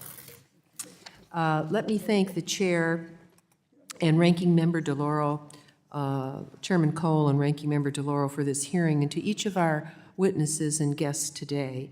Actually, continuing resolutions represent this legislative branch's major breach of its Article I constitutional responsibility. The executive branch aids, abets, and even coerces this broken process, even more pressuring lawmakers to acquiesce to its will. It's very dangerous indeed what's going on. I also have served on the Budget Committee throughout my career many, many times over my federal service. And at this moment, there is no budget from the Budget Committee to guide the Appropriations Committee. And we're being sent home. In addition, for the record, I've counted the number of days the current House Speaker has sent House members back home since the beginning of the year without Congress's budget and appropriations work being done under regular order. It's close to 50 days. And that doesn't count what we're going to be sent home for now. Meanwhile, federal workers and contractors, from air controllers to employees at our Veterans Administration and veterans' homes, have faced uncertainty and literally chaos. They can't hire, they have to furlough. The executive branch takes full note and executes its power grab of spending across accounts. At this moment, as a nation at war, which has not been declared, can you imagine the musical chairs being employed by the executive branch shifting defense accounts from one spending category to another, to others? No one here can explain what the Department of Defense has been doing, including the Department of Defense. I'm concerned that Congress is acquiescing the automatic congressional CRs that kick the ball to the sideline, the big balls, while further empowering the executive branch. Let me focus on our defense planning, preparedness, and procurement. At this moment in history, our nation's defense requires replenishment. Replenishment. Failing to give stable, predictive guidance and funding to industry makes it remarkably difficult to build ships, complex systems, or catch up to technological advancement where our country has lost edge. The Trump administration has come before this very committee in recent weeks asking for more long-term defense planning and procurement. So I'm pretty astounded that we might consider going in the opposite direction, making it less likely that the regular appropriations process can go forward. So as a member of the Defense Subcommittee, I wanted to direct a question to Ms. Young and thank her for her service to our country. Can you explain to us what kind of an impact continuing resolutions have on our ability to plan for our nation's defense? Continuing resolutions also impede our ability to address new challenges that arise and require timely congressional input. When it comes to automatic CRs, are there any constitutional implications given the clause that no appropriation of money to raise and support armies shall be longer than 2 years? I'm very concerned about what is happening at the U.S. Department of Defense, and I wonder if you could comment on this. Sure. I think I gave some examples about what happens under long-term CRs, including the inability to do long-term procurement and fix problems that arise throughout the year, so I won't repeat those. The Army Clause in the Constitution obviously says that Congress is not supposed to appropriate Army for more than 2 years at a time. At the time the Constitution was written, we can probably think back as to why the founders and the writers of the Constitution did not want an Army that could rise up without the express approval and funding of the United States Congress. I think it's an interesting constitutional question that, you know, I would hope as this legislation is thought about, some constitutional scholars weigh in. The Solicitor General, I believe in 1904, we all live under his opinion, and I'm assuming it's a his because it was 1904, that the part of the Constitution or the defense appropriations that deals with that part of the Constitution is only military personnel, not procurement, not research. Again, I think if this was enacted All of it would raise new constitutional questions and probably find their way into a court, like every other budget and appropriations item that has found their way into a court. The things we thought were law, now judges are deciding what is constitutional and not in the budget and appropriation space in a way. We just have not seen this level of litigation. So it probably will end up in litigation like lots of other things we've seen in the past year to see if it violates the Army Clause of the Constitution. Yield back. I yield back for the moment. I hope we have a second round. Thank you. And I didn't get a chance, Mr. Chairman, to thank Senator Langford and Congressman McClintock, for whom I have very deep respect. Well, thank you for doing that, and we thank, again, Senator, I know that you ran and came back, so we are very grateful for that. Mr. Fleshman, you're recognized, sir. Thank you, Mr. Chairman. And to the distinguished witnesses, Senator, you were my classmate in 2010 in the House and my neighbor. Always a privilege to serve with you there and in this capacity as well. And I thank you for your efforts. Of course, you know I'm a co-sponsor of this bill. I did want to recognize the other two distinguished guests. Mr. McClintock, great friend.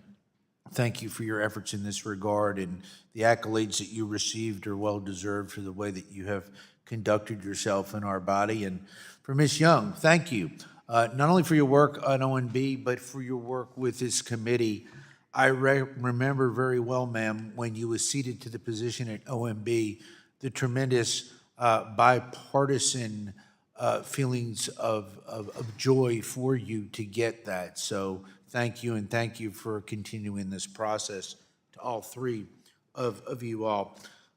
Again, my question will be for Senator Langford.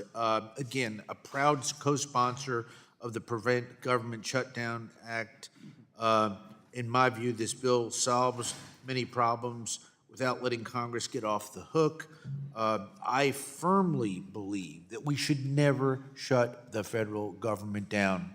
Rarely do I get animated, but I did on several national TV outlets, both progressive, conservative, and in the middle, when we went through that government shutdown. It's just wrong to the American people. It hurts the institution, and it hurts families. So hopefully we get there. My question for you, Senator, you first introduced this legislation back in 2011. Can you speak on how the shutdown landscape has changed since then, and why you believe this moment represents the best opportunity for Congress to finally enact a permanent solution, sir? Representative Fleischman, thank you so much for your work on this as well. I've come a long way since 2011. When I first came in 2011, sat in the House, I saw the government shutdowns happening, and I jumped in and said, there's got to be some way to be able to fix this. They've gotten longer. They've gotten more frequent since that time period. I've had multiple different iterations. There was an iteration I had initially that was, if we have a shutdown, then the budget gets cut by 1% until we keep doing it. Well, guess what? I'd never had a single Democratic colleague ever get on that bill on it. We had multiple different iterations on this, and then it was about 7 years ago, I sat down with a Democratic colleague, Maggie Hassan, and said, we've got to figure out a way that's a nonpartisan way to be able to solve this. That's where it was born, to be able to figure out how do we actually put pressure, not on federal workers, which has been interesting to me in the dialogue even here today. It was, if we change the current status quo of not paying federal workers while we go home, that's going to be bad.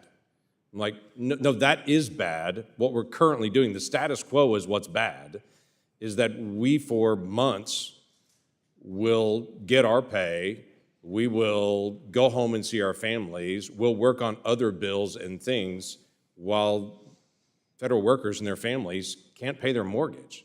We got to fix this. So if this proposal is not the right proposal, let's work on one that is. That's why I'm so grateful this committee's got a full committee. This is the heart of the body to be able to solve this problem, is right here. And it's got to be solved in a bipartisan way.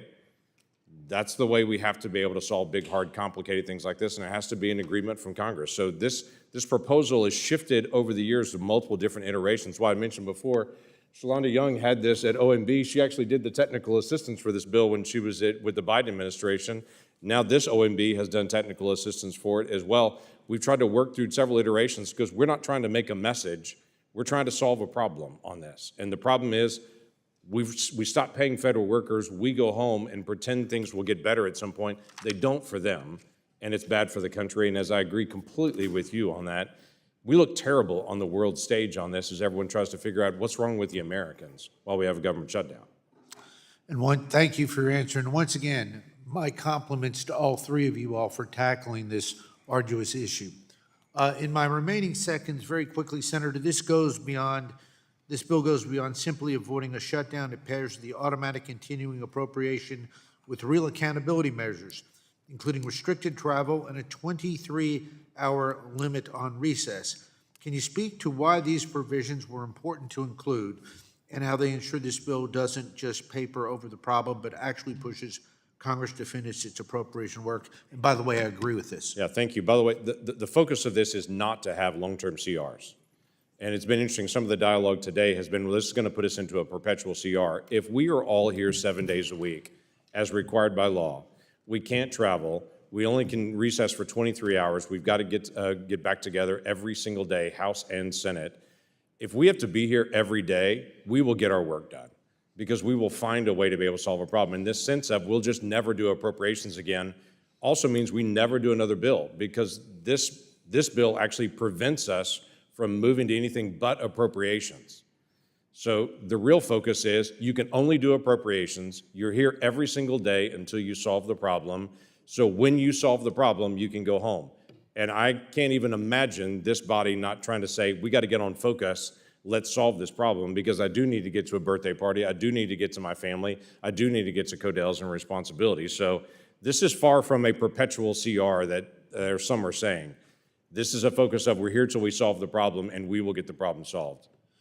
Senator, thank you, and to the entire panel, my profound thanks.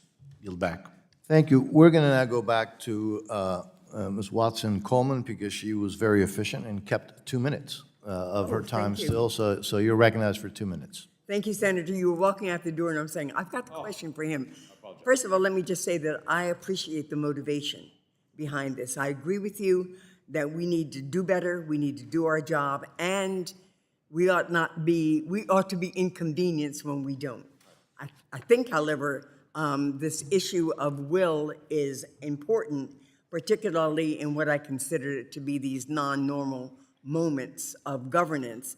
And so I'm not sure that people wouldn't stare us down for 10 days, 12 days, or whatever, and still not come to any conclusion. But nonetheless, I don't want to give up any of our authority, because I think that we've been giving up congressional authority to this president's second term in a way that's shameful. So I wanted to just ask you, if we do take our jobs as appropriators seriously, I can't imagine why we would consider making permanently a tool that renders our committee's work unnecessary. How exactly would this automatic continuing resolution proposal encourage the kind of debate and consideration and respect for one another and each other's differences? How would we accomplish those necessary negotiations? Thank you for a very honest question on that. I really appreciate that. What happens under this proposal, and what Senator Hassan and I have agreed to on this, is the way to put pressure on members of Congress to actually get our work done is that we all have to be able to remain here to be able to get our work done. The focus of this, especially by saying we can't move to bills other than appropriations, puts the pressure on doing appropriations work. Literally, the goal of this bill was not to have a CR. Now, we're about to have our 30th year in a row of having CRs. I don't like CRs either, but I hate shutdowns more. And so the goal of this is to have, if we have a shutdown at all, it's short, and everybody has to drop everything and finish appropriations. When appropriations is done, then we can go back to everything else, our families, other legislation, other committees. If we have not done our constitutional responsibility of appropriations, we have to stop everything until that's done, because that is the first priority in the Constitution for us to be able to accomplish that. So I'm a former Appropriations Committee member. I want to make sure this committee is actually empowered to be able to do its task. And so I'm trying to draw a box around everything else to say nothing else gets done until this gets done. Thank you, Senator. So it's literally empowering this committee. Thank you. I yield Thank back. you. Mrs. Henson, you're recognized. Thank you, Mr. Chairman. Thank you for holding this hearing today to our Chairman Cole, and thank you to our witnesses. It's a great discussion, a really important one, and I think the American people are certainly frustrated watching how this place does its business. So I'm encouraged by the fact that you are all here at the table joining with us to try to solve this very important problem. We did see last year the longest shutdown in government history. It was incredibly destructive. Not only did it threaten our food assistance programs, disrupted a lot of travel. We all saw those TSA lines, and it put our national security at risk, which I think is unacceptable. And we saw people in both chambers really choosing political theater over American families through that process. I don't want to see that happen going forward, so I, again, appreciate the possible solutions here to avoid government shutdowns. And all of these proposals, and Senator, you mentioned, hey, maybe yours isn't the right one. Maybe it is. Maybe we need just more conversation around these things, and Congressman McClintock as well. I am encouraged by this discussion across the board. So I wanted to ask you a question, Director Young. Thank you for coming. It's nice to see you again. And my question for you, because I know that we've talked about the cost of government shutdowns. They do cost a significant amount of money. They're fiscally irresponsible, and they're inefficient, as are even the threat of a shutdown happening. You talked about that day, September 30th, a couple of years ago, when you were headed into the office to go through the process. Can you tell us a little bit more about what even the threat of a process of shutting down looks like? What motions do you have to go through at OMB to make that happen? So I said we didn't shut down, but I didn't tell you we didn't spend a lot of time preparing, right? Because all the deals came through on the last day and hours possible, on the phone. You sure you got a time agreement in the Senate? Like, we are putting ourselves out here not to do an orderly shutdown. It requires each and every agency not only to develop the plans, but they have to start communicating with the staff. How traumatic. Like, you don't know if the next day you leave your tools at because you're not supposed to answer any government phone. So you have to tell grantees, you have to tell federal employees, you have to tell contractors. And they're all waiting for this, do we have a new Pope smoke to see if a deal is not. So it is not without consequences to get to the threshold. So we've talked today about how bad shutdowns are. Secondary to that are CRs, because I don't want to leave this room either thinking CRs are the panacea either. The regular appropriations bills are the goal and always have been the goal of this committee and should be the gold standard of Congress, and preferably on time, which we haven't gotten all of that done since long before my time. Well, at least I'm proud of the committee's work. In the past 2 appropriation cycles, we have gotten all 12 bills through committee, and we're working on getting them over the floor for the 2nd year in a row. But of course, with the fiscal year being only 2 months away from ending, it's certainly challenging with the timetable. But when you think about, you talked a little bit about kind of the planning that has to happen. Do you feel like culture across the board in many of our departments, many of these people are, really experts in their field, lifelong employees who are a valuable contributor to government service.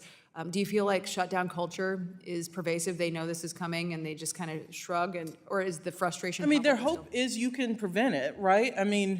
During the 4 years I was at OMB, we didn't shut down, so they had some hope like we would come out on the other side and they would come to work the next day. So it isn't a surety that you end up in the worst case scenario, but it's quite destabilizing. And look, you have it in your own office to tell somebody they're essential or not essential, especially at an agency level. It also presents a morale problem. I've managed it from the congressional side, and I managed it from an agency side, my own agency, not just the federal government and the orderly operations. So it presents a morale problem even preparing for it, because I have to tell somebody, your job is important. Well, all jobs are important. We just try to take the narrowest view possible to try to stay on the right side of the law. But it is a morale bust when you have to go through this process for many reasons. Well, and I've visited many of my FSA offices in the district where they talk about the struggles they already have with hiring personnel and how long it takes to get that process done. All of that is hit paused and delayed further. So our farmers aren't getting the services they need. TSA has trouble recruiting and retaining employees if they're not getting paid and they're having to show up to work every day. So I thank our witnesses for coming today, and I look forward to engaging and working on this problem so we can find a solution that doesn't play politics with government shutdowns. Thank you. I yield back. Great. Thank you for yielding. Ms. Meng, you're recognized. Thank you so much, and thank you to all of our witnesses for being here too, and for your work and this dialogue. I wanted to ask, and any of you are welcome to answer, under this current administration, how has OMB Director Vogt approached the legal requirements of our budget process, and how is it different from maybe previous administrations, even under the first Trump administration? Well,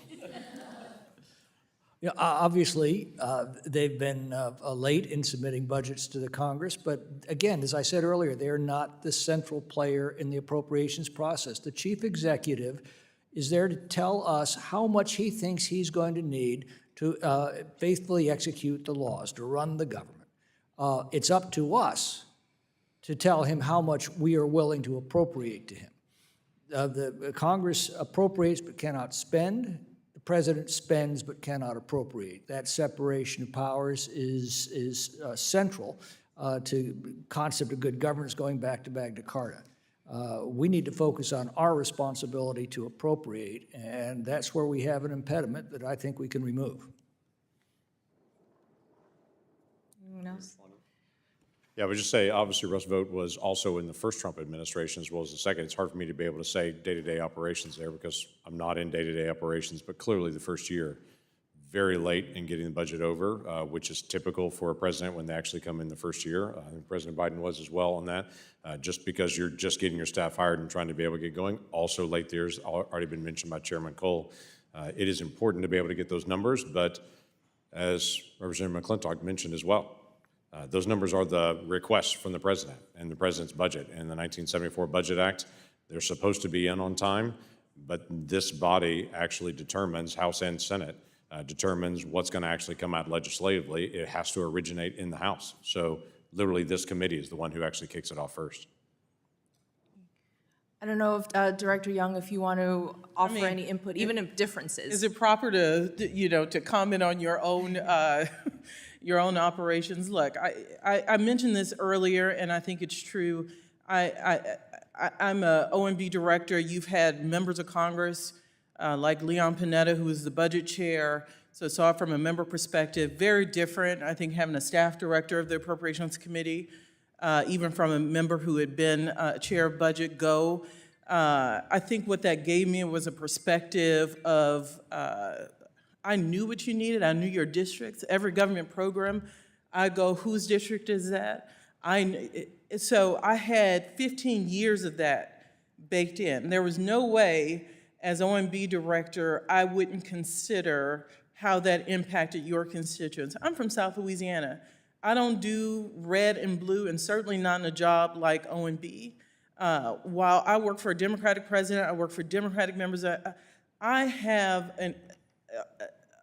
I believed I approached that job, responsibility to make sure we are answering the mail for our constituents. I think a disaster response.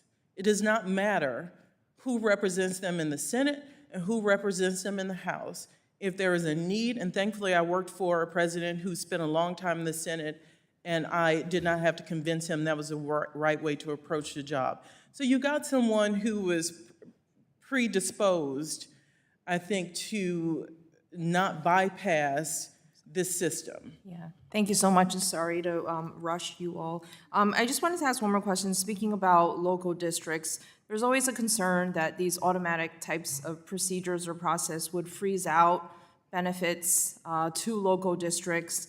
For example, under an automatic CR, no new community project funding, including local infrastructure and public safety projects, would be able to be enacted into law. Is that correct? That is correct. If I can just make one comment on that, we're hopefully going to get a continuing resolution. That's not our best case scenario, but that's better than the worst case scenario of a shutdown coming up. So that will start September the 1st. That kicks it all the way into November, let's say, before we actually get appropriations done. What I'm recommending is, instead of having a 2-month CR, it'd be 2 week, and we have to get all the work done at that point, and we all have to be here.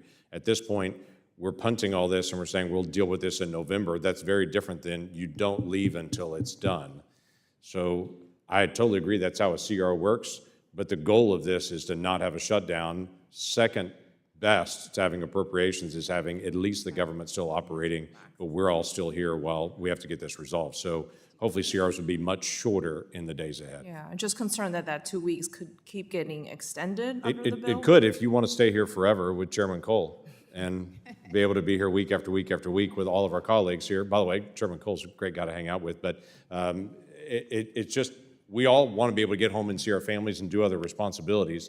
If we're in a position where we have to legally stay here and you can't move to any other bill but appropriations, that's the incentive built in to get appropriations work done. Okay, thank you. I yield back. Great, thank you. Mrs. Bice, you're recognized. Thank you, Mr. Chairman, and thank the witnesses for being here this morning / now afternoon. Shutdowns are bad for the American people, and more frequently, members will take votes to close government from a political standpoint. I have thousands of dedicated civilian employees in my district, and I'm glad that we at least passed a CR last night to hopefully avoid another government shutdown. During the last shutdown, I had a constituent stop me in the airport, and he said his son had taken a job a few months earlier with the TSA. And he was wondering why his son would do a job where a paycheck isn't guaranteed. This is a 20-something-year-old young man, single, trying to get out on his own. And yes, those government employees are made whole, but in the back end, when you have rent and utilities and bills to pay, it can become incredibly difficult. So I'm incredibly thankful for the work that my senator, Senator Langford, has done to try to address this issue, and I am incredibly thankful for the work that Representative McClintock has done on the Budget Control Act. Let me start with you, if I can. You know, the Budget Control Act was passed in 1974. Things have changed just a little bit since those days.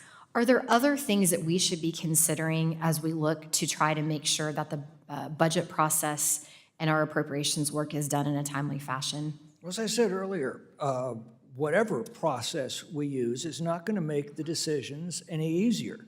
And every year that goes by and we go deeper in debt, those decisions become more and more difficult. I continue to believe that the budget process outlined in the 1974 Budget Act is methodical, it is logical. The problem is we just don't follow it because it requires hard decisions. That's on us. But we can't, there is that one impediment, though, that we keep running into. Even without fulfilling the budget process as envisioned by the Budget Act, the Appropriations Committee, this committee has still established or received 302 budget instructions, marked to those instructions, sent those bills on. We've spent endless hours debating and amending them on the floor. We send them over to the Senate, and nothing happens because a minority is able to block that for lack of closure. Again, this is not a cure-all. The two houses are still going to disagree. There will still be other impediments, but at least that one impediment is removed, and perhaps we can get back to the process as it was. We've involved this legislative process over 2.5 centuries, and it's very good at resolving differences between the two houses when we use it. We have to use it. Thank you for that. And I'm proud to be a co-sponsor of your legislation as well. I want to pivot to you, Ms. Young. You briefly touched on this earlier, excluding the chicken and the egg problem. During your time at OMB, what was the biggest pain point in getting the president's budget submitted in a timely fashion? Look, besides the chicken and the egg, which I think I could do the same thing Congress could do. I could ignore Congress's numbers. I can go there late, and we're just going to go ahead. What happens is we're then told that's incredibly unhelpful because you get a president's budget that's not compared to what reality is. I've literally had budgets go out as you all are finishing your probes. I'm then required to send supplemental tables from every agency because the appropriators, you guys need to see real comparisons. And I appreciate that. But putting that aside, seeing OMB and the White House and agencies and the 50,000 million priorities that happen, oftentimes you have to remind them that it is the law and a priority to put this together. And Just like the budget resolution process faded because it was tough, my fear in president's budgets is we're headed that direction. I fought very hard to have full budgets, mandatory, revenue, discretionary. What have you gotten the last cycle? A discretionary budget? No one screamed, and I bet you're gonna get just discretionary. Every time an easier path and no one really squeals, that is what the system is going to do. And Shalonda at OMB in the future, will I win an argument that says our responsibility is to put a full budget that shows all spending, all revenues? I'm gonna lose that argument because they're gonna say the last president didn't have to do that. Why do we have to take those bullets and arrows? So it sort of speaks to Representative McClintock. We're taking the easy path to be able to try to address this, and sometimes the easiest path is either punting or not adhering to the Budget Control Act provisions. So with that, thank you for being here today. Special shout out to my senator. I'm thrilled that you're working on this important legislation and appreciate your time. With that, I yield. Thank you so much. Mr. Espaillat. Thank you, Mr. Chairman. Thank you, Senator, Member, and Shalonda. Thank you. Good to see you again. Shutdowns are horrible, right? The general public, the rest of the world, see us as dysfunctional. People get hurt. Continuing resolutions are not necessarily either the best solution to this budget issue, right? But I tell you what I feel is just as bad. The winner-take-all attitude and the extreme budget decisions that either side makes present a scenario where it's too difficult to build consensus and get this done. So imagine how the world looks at us when we cut food stamps, for example. That could very well be that it is something around $7 and change per person per day. Imagine when a mom is hurt because in one of our 12 separate appropriations process, we present a scenario where they will be hurt that way, or other meritorious programs for the American people. So I think that the extreme positions that we take make it impossible for us to reach consensus, and the winner-take-all attitude presents a major obstacle for us to get this done. And then we have to resort to either a shutdown or a continuing resolution, which is, both are not the best scenario. But I think that unless we decide to be more flexible and understand that there is a middle road somewhere where we can all live and protect our point of views, we're going to continue in this direction. But my question is to Ms. Young.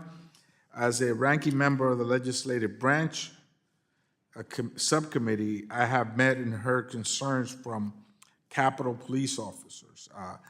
It has been a growing concern that the U.S. Capitol Police continues to lose staff to other law enforcement agencies that can offer higher pay and benefits as violence, right, and the threat of violence continues to hover above us, members, staff, and visitors in this campus. So this is a real issue that could have a devastating impact on the campus. Having served as director of the Office of Management and Budget, you understand how continuing resolutions affect agencies' abilities to plan and manage their operation. What risk would Congress create if the department were required to operate under an automatic CR for an extended period of time while staffing shortages and security demands continue to evolve? This is something right here on campus, right? We've seen it play out on different scenarios and theaters. So what do you Well, see long there? before I was OMB director, I was the clerk of the Legislative Branch Subcommittee. So it is near and dear, and the Capitol Police are near and dear. And it was always hard to recruit, and it's gotten harder. And obviously, there are morale problems. Look, you've heard what I believe happens in an automatic CR scenario, where a few people who see the year-long bills as something they would rather not have happen for whatever reason, whether it be a president or a few senators or a few House members, that we have no way out of that do loop. 14 days becomes 28. Think about before election season. If there's something hard to deal with, like immigration, has always been difficult. What happens? You take tough votes, you put the House and Senate in that position, or do you say, I have this thing that allows me not to do that? That's my fear. And Senator Langford is right. He has quorum call every day for the Senate.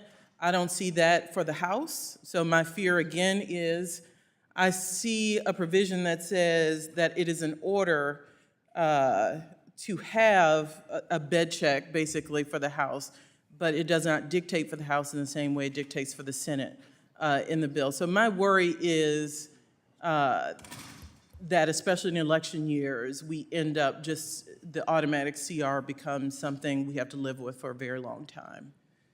Thank you. And again, Senator and Congress member, unless we deal with the culture of this place and our inability to talk to each other and reach consensus, this is a difficult endeavor.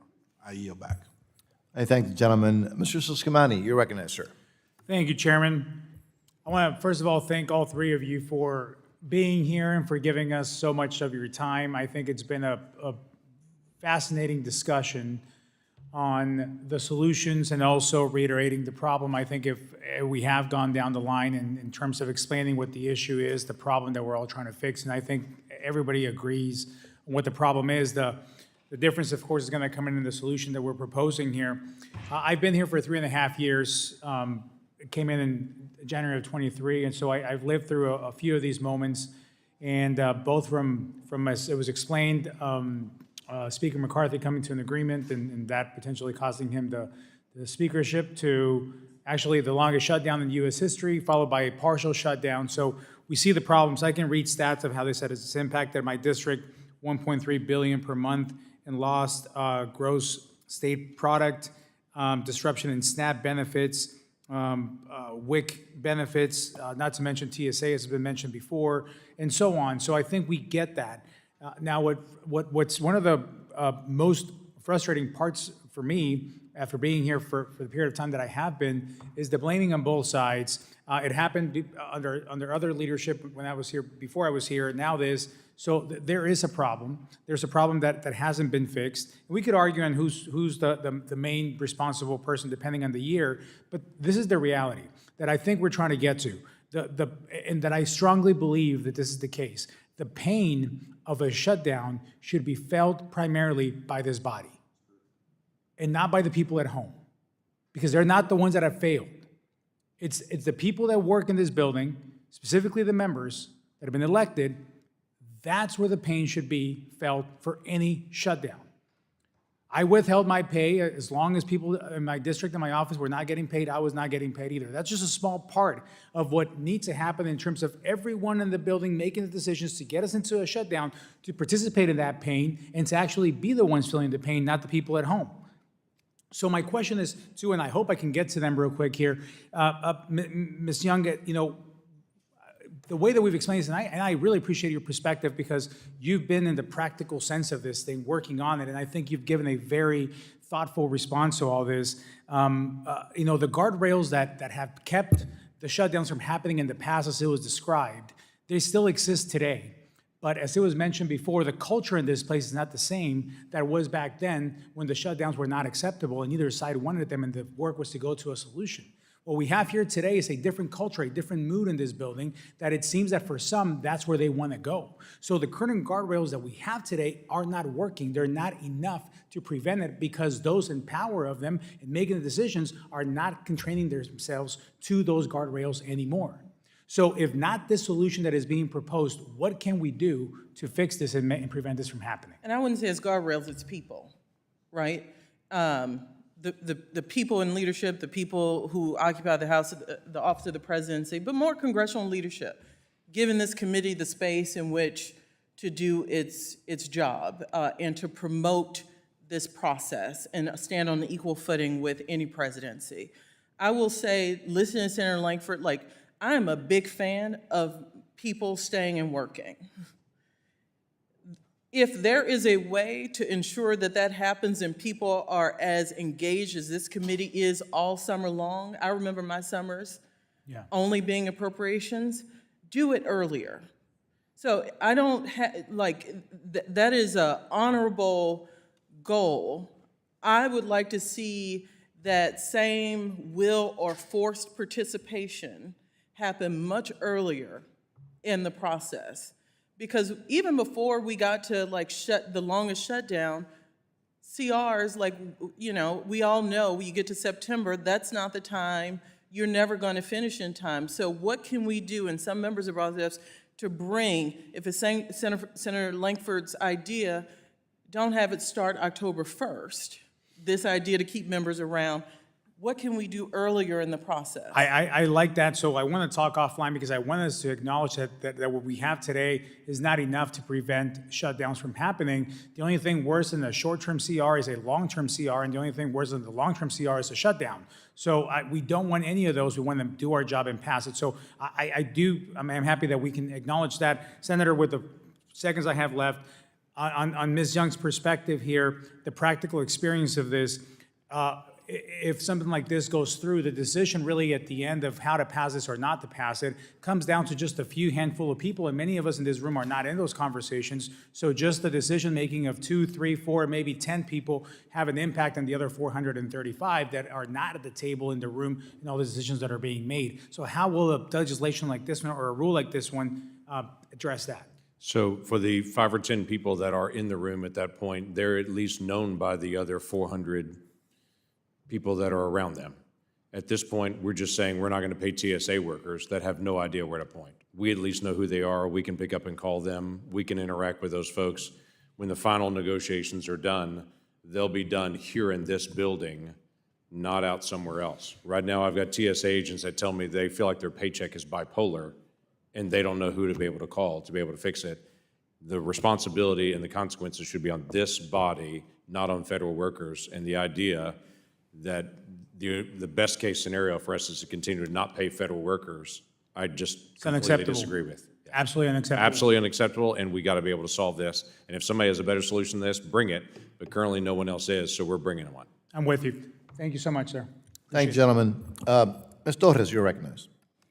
Thank you, Chairman and Ranking Member, and to our witnesses, thank you for being here today. Special shout out, of course, to Director Young, who many of us have had the pleasure of working with you in this committee and beyond. The appropriations process requires the discipline to work across the aisle, find common ground, to cut off, especially to cut off extremes on both sides of the aisle and the extremes of a president. I know that a few Republican colleagues were relieved when some of the cuts proposed by the president and House majority were not signed into law for fiscal year 2026. And some of us were disappointed to see cuts in critical areas that help support our communities and the next generation of leaders. I support a transparent process that includes compromise, checks and balances. And Senator Lankford, I really appreciate your approach. What I do not agree on is the triggering of an automatic continuing resolution, because I agree with Director Young that we should start this process earlier and we should be committed and disciplined. Simply put, it is our job to compromise. The American people needs Congress to step up when our country is divided. They need the Appropriations Committee to uphold our common American values and help our communities, especially on disaster aid. The January 2025 LA wildfires were devastating to communities across Southern California. and the White House has not taken a single step to submit a disaster aid supplemental request. Not for California and not for the 39 states, tribes, and territories that have had major disaster declared since 2025. Where is the outrage in that? And instead of lending a helping hand to hardworking taxpayers, the Trump administration and the Republican majority are prioritizing funding the Iran forever war. To add insult to injury, California is also the biggest donor state in America, with 40 million of our hardworking taxpayers paying $275 billion more in federal taxes than we get back in funding. Disaster aid should not be a partisan issue. Doubling down on this short-sighted decision, President Trump announced this week he is freezing federal Medicaid dollars for California. The Appropriations Committee should be spending time on standing up for appropriations law instead of letting President Trump decide that Americans in blue states shouldn't get the funding Congress provided in law. Instead of considering legislation to avoid hard choices and let automatic process take over, we should be working together, compromising and finding a path forward.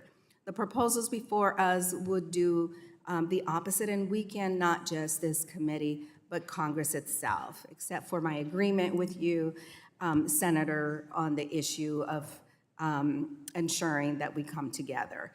We are already witnessing what happens when a party refuses to check its worst impulses. We need not only to stand up for the appropriations law, but we need to stand up for laws in general. Federal immigration agents need to follow the same law they impose on American citizens. You cannot say that we are pro-law enforcement or party of law and order when you don't care when ICE agents break the law. It is still against the law to murder an American citizen for no reason on American soil, even if you wear a mask and a badge. When agencies don't follow the law, that is when Congress and this committee must step in and hold them accountable, not give them a free pass and unlimited funding. Instead of proposals like this to get out of tough choices, this committee must work together across the aisle to hold this administration accountable, support our constituents, and uphold the law. There's really no excuse not to do that. Senator, how would you suggest we move forward? I think there's so much more agreement than disagreement. And how can we cancel, the two super extremes on both sides and find the middle to move forward? So I think the best thing we can do is keep the conversation going. What typically happens in a moment like this is someone will say, I like everything in this proposal, but with this one thing, so let's not do it, and then let's not do anything. Right. It's a different issue when we actually look at it and say, okay, I agree with these issues, I don't agree with these issues, let's figure out how to be able to solve this. If we have agreement that we should end government shutdowns, then let's actually figure out a bipartisan option. That's what we've been working on in the Senate, to figure out a bipartisan, nonpartisan option to try to figure out how do we end government shutdowns. That's what Maggie and I continue to be able to work on. The worst case scenario for us is to finish this hearing and go, we had a hearing on it, check. And then a couple of years from now, we're in a long government shutdown again and say nothing's changed. Nothing changes until we actually keep the conversation going, until we figure out what does work and then do that. I'm committed to doing that. With you or anyone else, I can tell you that I got myself to Congress, elected to Congress, campaigning in my district. The party did not get me here. And my commitment, and when I took that oath, was to my constituents, not the Democratic Party or any president. And with that, I yield back. Thank you. Our witnesses have been extremely generous, but the senator has to get back to the Senate. And so I've got to run back and vote. I can try to run right back again. Well, we're you don't need to, because we're pretty much getting through the folks that have questions. But let me first, again, thank you. Thank you for your commitment, thank you for your service, and thank you for your willingness to spend this, what I think was very productive time with us, Senator. So with that, you're excused with great gratitude. Thank you. I do appreciate the time to be able to be in the part of the conversation. I do encourage folks to glance through these. This letter from the American Federation of Government Employees, they really want a solution to this. And Senator, I almost called you Senator Hoyer there for just a second. Sorry, that's just a default on that. Congressman Hoyer knows this extremely well from having so many federal employees that live in his district. This is a big issue that they are crying out, that they support this piece of legislation, but they are crying out for us to actually solve this. Good. Thank you. Thank you. The senator has to be excused, and then we will, I just said, of course, we'll give you a few seconds. I thank you very much, Mr. Chairman. Mr. Kelly is A, a good friend of mine, B, lives in my district, and we've talked about this. Everybody on this committee has said shutdowns are terrible.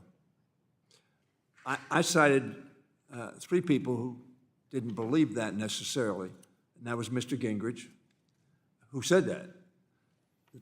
Mr. Vogt has said that, and President Trump has said that. A shutdown under certain circumstances is good. I want to thank you for this thoughtful proposal. I will tell you, I am very much supportive of your proposal. You cannot consider other legislation until must-pass legislation, and the only must-pass legislation is the appropriation bills. None of the authorizing bills are must-pass. Consequences will occur, but they will not shut down government if they don't pass. And I want to thank you for thoughtful presentation and the way that you always present yourself and your issues in a constructive, positive way. And I look forward to working with you as we go forward, because as majority leader, I indicated to the Appropriations Committee and Shalonda Young, I want the bills ready to go to the floor by June 1. I want all the bills considered in June. I want July, by then, June, go to the Senate. The Senate, I want them to consider it. I think Mr. McClintock's idea is an interesting idea. I don't think we can affect it. I am frankly not for the filibuster. I know we Democrats are for it now. We weren't for it when we were trying to get gun legislation through. So I thank the gentleman for his work and look forward to working with him. Thank you, gentlemen. Again, Senator, you're excused, but again, gratitude for your willingness to do the work that you do for your service and also for spending this, I think, very valuable time. Thank you, sir. You're excused. Mr. Edwards, you're recognized, sir. Thank you. Thank you. Thank you, Mr. Chair. Thank all of you for being here on our panel today. Ms. Young, I represent Western North Carolina, NC-11. We were hit on September 27, 2024 by Hurricane Helene, the worst natural disaster in my district's history. And I got to witness firsthand how difficult that it became for us to continue our recovery from such a storm under 2 significant government shutdowns. Can you tell me, from your experience, from the inside of the White House, what difficulties that you have seen? Because I'm not sure that every member of this committee, and I certainly know that not every member of Congress understands the difficulties of folks that have lost everything when we choose to play political games with a budget up here. Mr. Edwards is someone who has pulled out drywall from my parents' house and grew up with a storm tracker under my arm in South Louisiana. There is nothing almost that energizes me than meeting people after they've experienced some of the worst loss after a hurricane, tornado, or fire. It should be nonpartisan, not even bipartisan, it should be nonpartisan. So we were proud to work together to get a supplemental up. We did not have a shutdown during my time at OMB, but I can tell you I have seen shutdowns over my time, especially when I was staff director. We have to determine whether people can continue to service in the disaster area, if we have to pull them back. So you have to take 2 weeks to decide who can even stay versus leave. It is extremely, even if they can stay, you've gone through this process which slows down their ability to do their day-to-day work. So it is detrimental in a regular time for people who are wondering if the SBA is going to continue to staff the Disaster Recovery Center. Can you imagine, like, going through the muck, literally, after Helene, the muck, showing up to not have full support, be there to take your application. So while we didn't have the scenario of a shutdown, I know how hard it is to manage disaster response, and shutdowns in general just put a strain on the system as you're even determining it. And by the way, can the people in the Disaster Recovery Center get paid? So you have them trying to help people. The FEMA people probably are getting paid because they have the Disaster Relief Fund. The SBA people, maybe not. So you have two class of federal citizens. It's not a way to operate. Well, I can tell you that there are positions in FEMA that might continue to operate during the government shutdown, but from firsthand experience, from me and from my constituents, a large part of FEMA absolutely shuts down. They won't even answer our phone. What would a shutdown, for example, what would a government shutdown to replenishing the disaster relief fund? So again, we didn't have a shutdown, but we talked about this a little, where during shutdowns, OMB and the White House have a lot of flexibility on what they determine to be essential or not. So this idea, this general theme where we seem to have agreement is Congress wants to keep more of that authority. So shutdowns, just by their very nature, hand that authority over to White Houses and OMB to decide who can still answer phones. Now, the longer these go on, even people who are told they have to work may have to go find other jobs, and you start seeing people call out and not being able to sustain their own families in long shutdowns. Thank you. I'm going to run out of time, but I need to reiterate to this committee, I've seen what happens in a government shutdown. The North Carolina governor came to my office as the only appropriator from North Carolina asking for additional relief funds. And 2 days later, his very delegation chose to shut the government down. In the North Carolina delegation chose to shut the government down. That brought things to a screeching halt. Money that was due to folks looking to recover was brought to a halt. Debris removal was brought to a halt. The help that people in Western North Carolina needed was brought to a halt. All while there were folks up here saying, we need more money, we need more resources. And I thought it was rich and hypocritical of folks to then turn right around and vote to shut the government down. Just my perspective for those folks that are making decisions to shut us down for political reasons. Thank you. I yield back. Thank the gentleman. Mr. Ivey, you're recognized, sir. Thank you, Mr. Chairman. I appreciate it. And let me say I appreciate the structure of this hearing as well. I think while I've been on appropriations, we've done a lot of hearings where, frankly, they're kind of very quick opportunities to chat, to have some questions with the heads of some of the departments and agencies. Don't always get a chance to have this level of information that's shared with people who are knowledgeable on this topic, especially Ms. Young here. So I want to thank the committee for that. And I appreciate the fact, too, that this is such a critical issue for us. I mean, we've had a couple of shutdowns while I've been here in the Congress, only for 3 years. I represent the other half of Prince George's County that Mr. Hoyer doesn't represent. I have thousands of federal government employees in my district. I used to be a federal government employee along these lines as well before I was elected to Congress. My parents, my father in particular, was a federal employee as well. So I have a lot of concern and sympathy with respect to them and the impact that these shutdowns can have on them.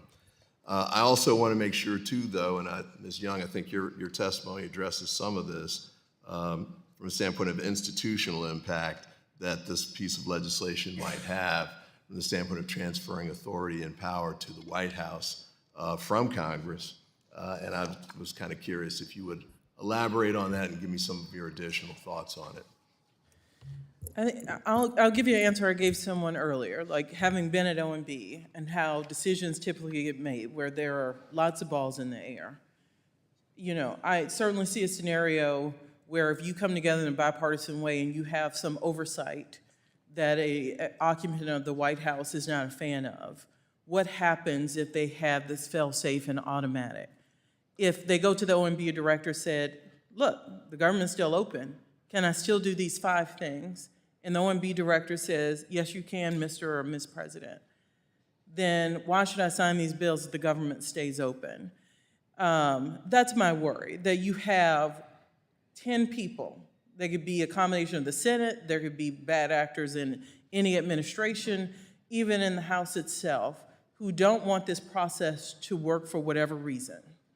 And you give them a fail-safe, and then we never, or it will take a very long time to get regular appropriations done. That's my concern. Mr. McClintock, do you have thoughts on that? And by the way, it's good to see you again. Good to see you again. We miss you on judiciary. But what's your thought on that? Well,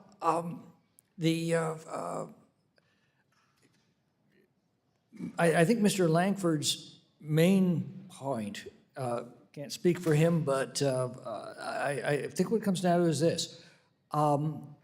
If we're not here talking to one another, we're not resolving the issues.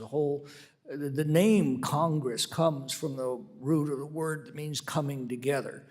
It is a process, it's a human process, and it's a very messy process. The founders wanted it to be very difficult to make these decisions. They wanted every voice in the country to be heard. They wanted these questions to be held up to every conceivable light. Once that, and that's this process. I think Senator Langford's principal point is it can't work if we're not actually in Congress. I appreciate that. And I appreciate the fact, I guess we've got 2 versions of the legislation here that we're going to take a look at. I share Senator Langford's view that we need to try and find a solution here because it's an ongoing challenge.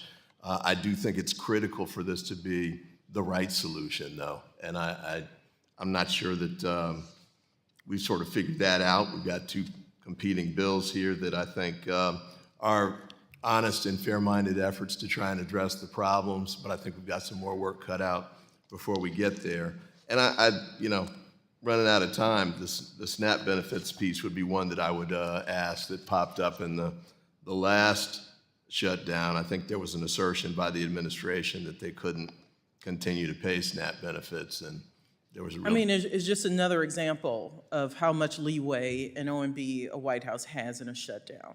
So I think we've all agreed shutdowns are awful, CRs slightly better than awful, whether they be automatic or our regular way of doing CRs.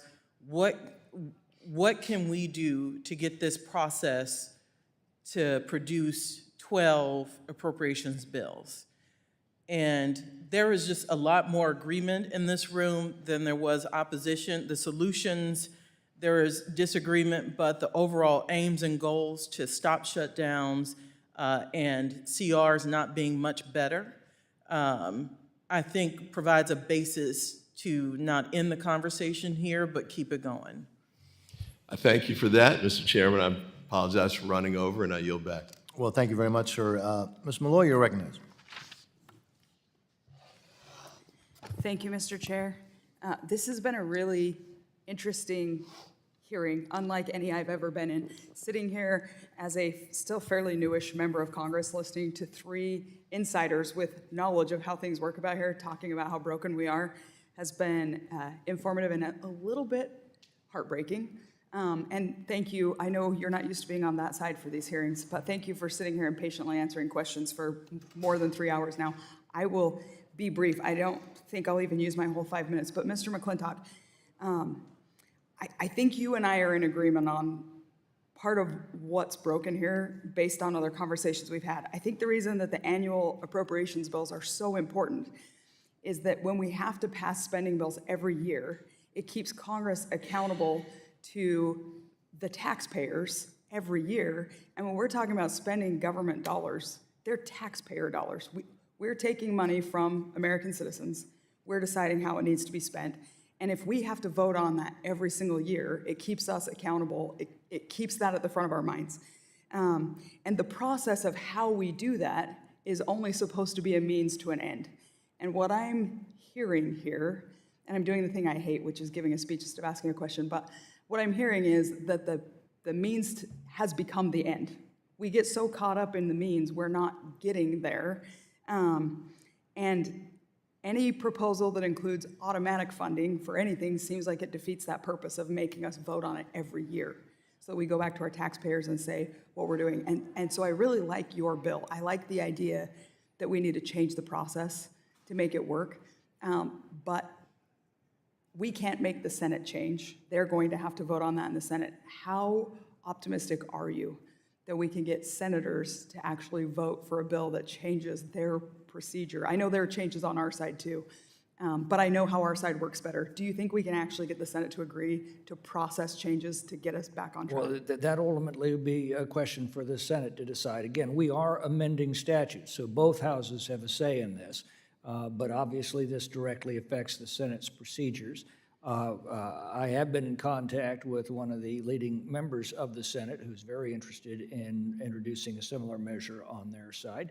I don't think he's made a decision yet, so I won't mention his name. Okay. But you know, I do think there's enormous frustration in the Senate over that same problem of the system seizing up and not being able to deliver.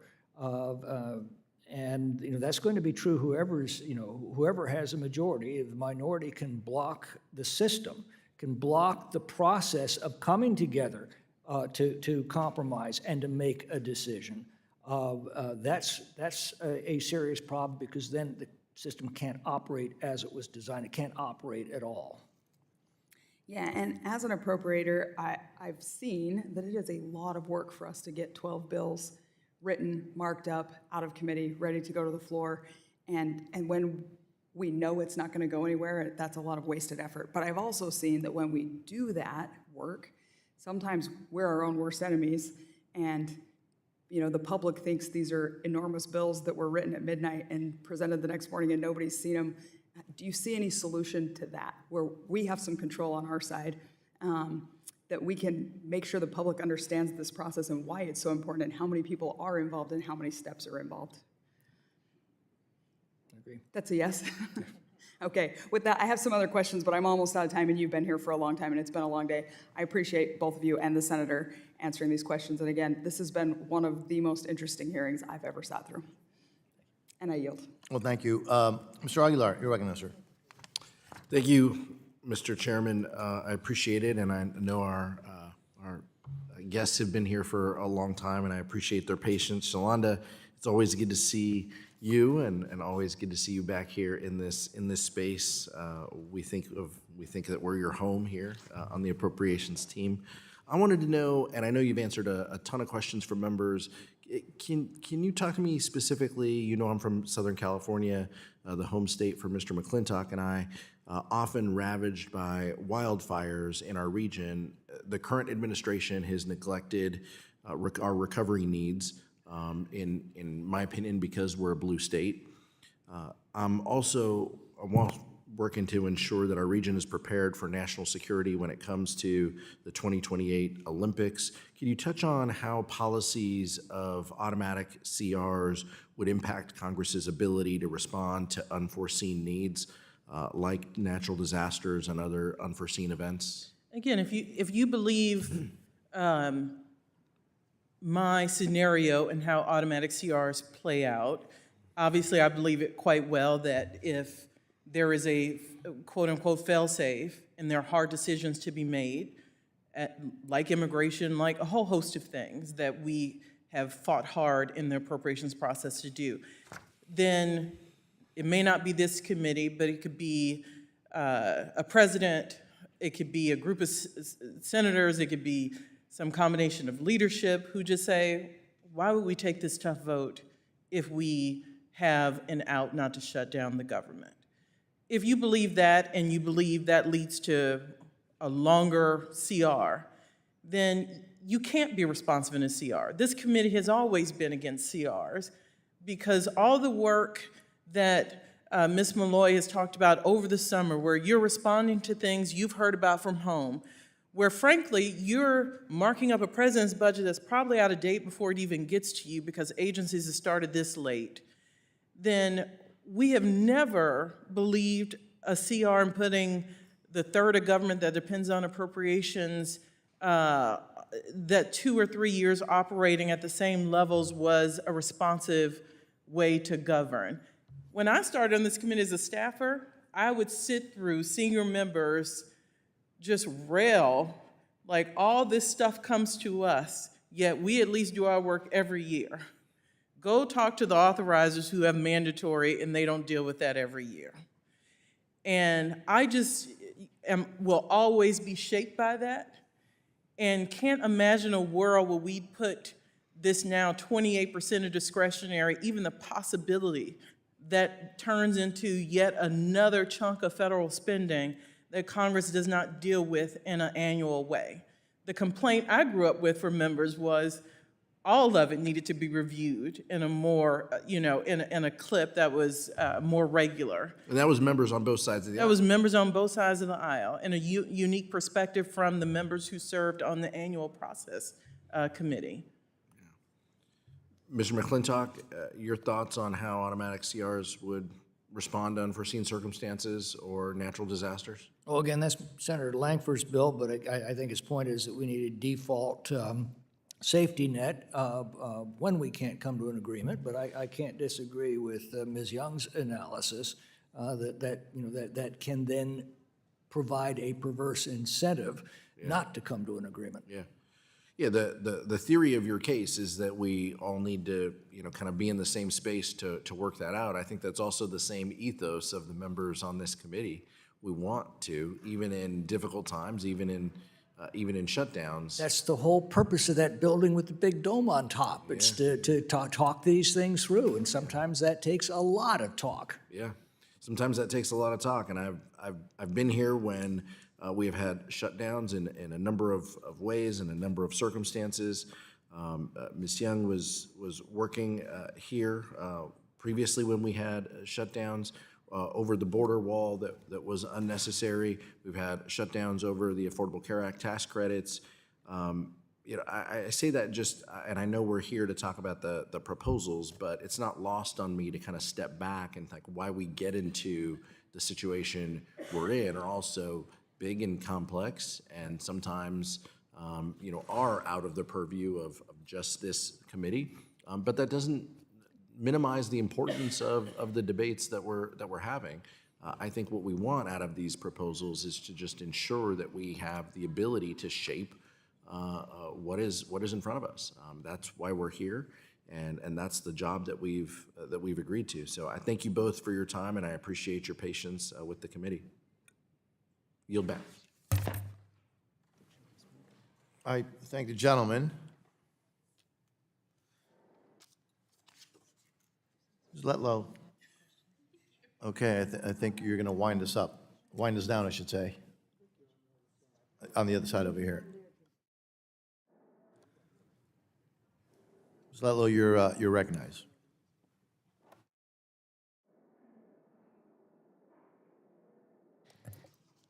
Thank you so much, Mr. Chairman, and thank you for holding this important meeting. And Ms. Young, it's good to see you, fellow Louisianan here today. Last fall, the nation experienced the longest government shutdown in history, lasting 43 days. The shutdown disrupted businesses across the country and placed a significant burden on American workers and their families. For weeks, dedicated federal government employees were required to report to work without pay, while members of Congress still received a paycheck. This is simply unacceptable. During every government shutdown, I have asked the House to withhold my pay until the government reopened because members of Congress should share in the consequences of a funding lapse.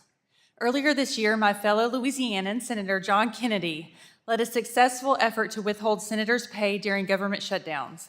I think this is a common sense measure ensuring that members are held accountable and are not treated differently from the federal employees and American families they serve. While I hope our nation avoids another shutdown, I believe the House should seriously consider adopting a similar policy to hold all our feet to the fire. For our witnesses today, as Congress considers ways to restore public trust in the appropriations process, should additional accountability measures, including whether members of Congress should continue receiving pay during a funding lapse, be part of that conversation?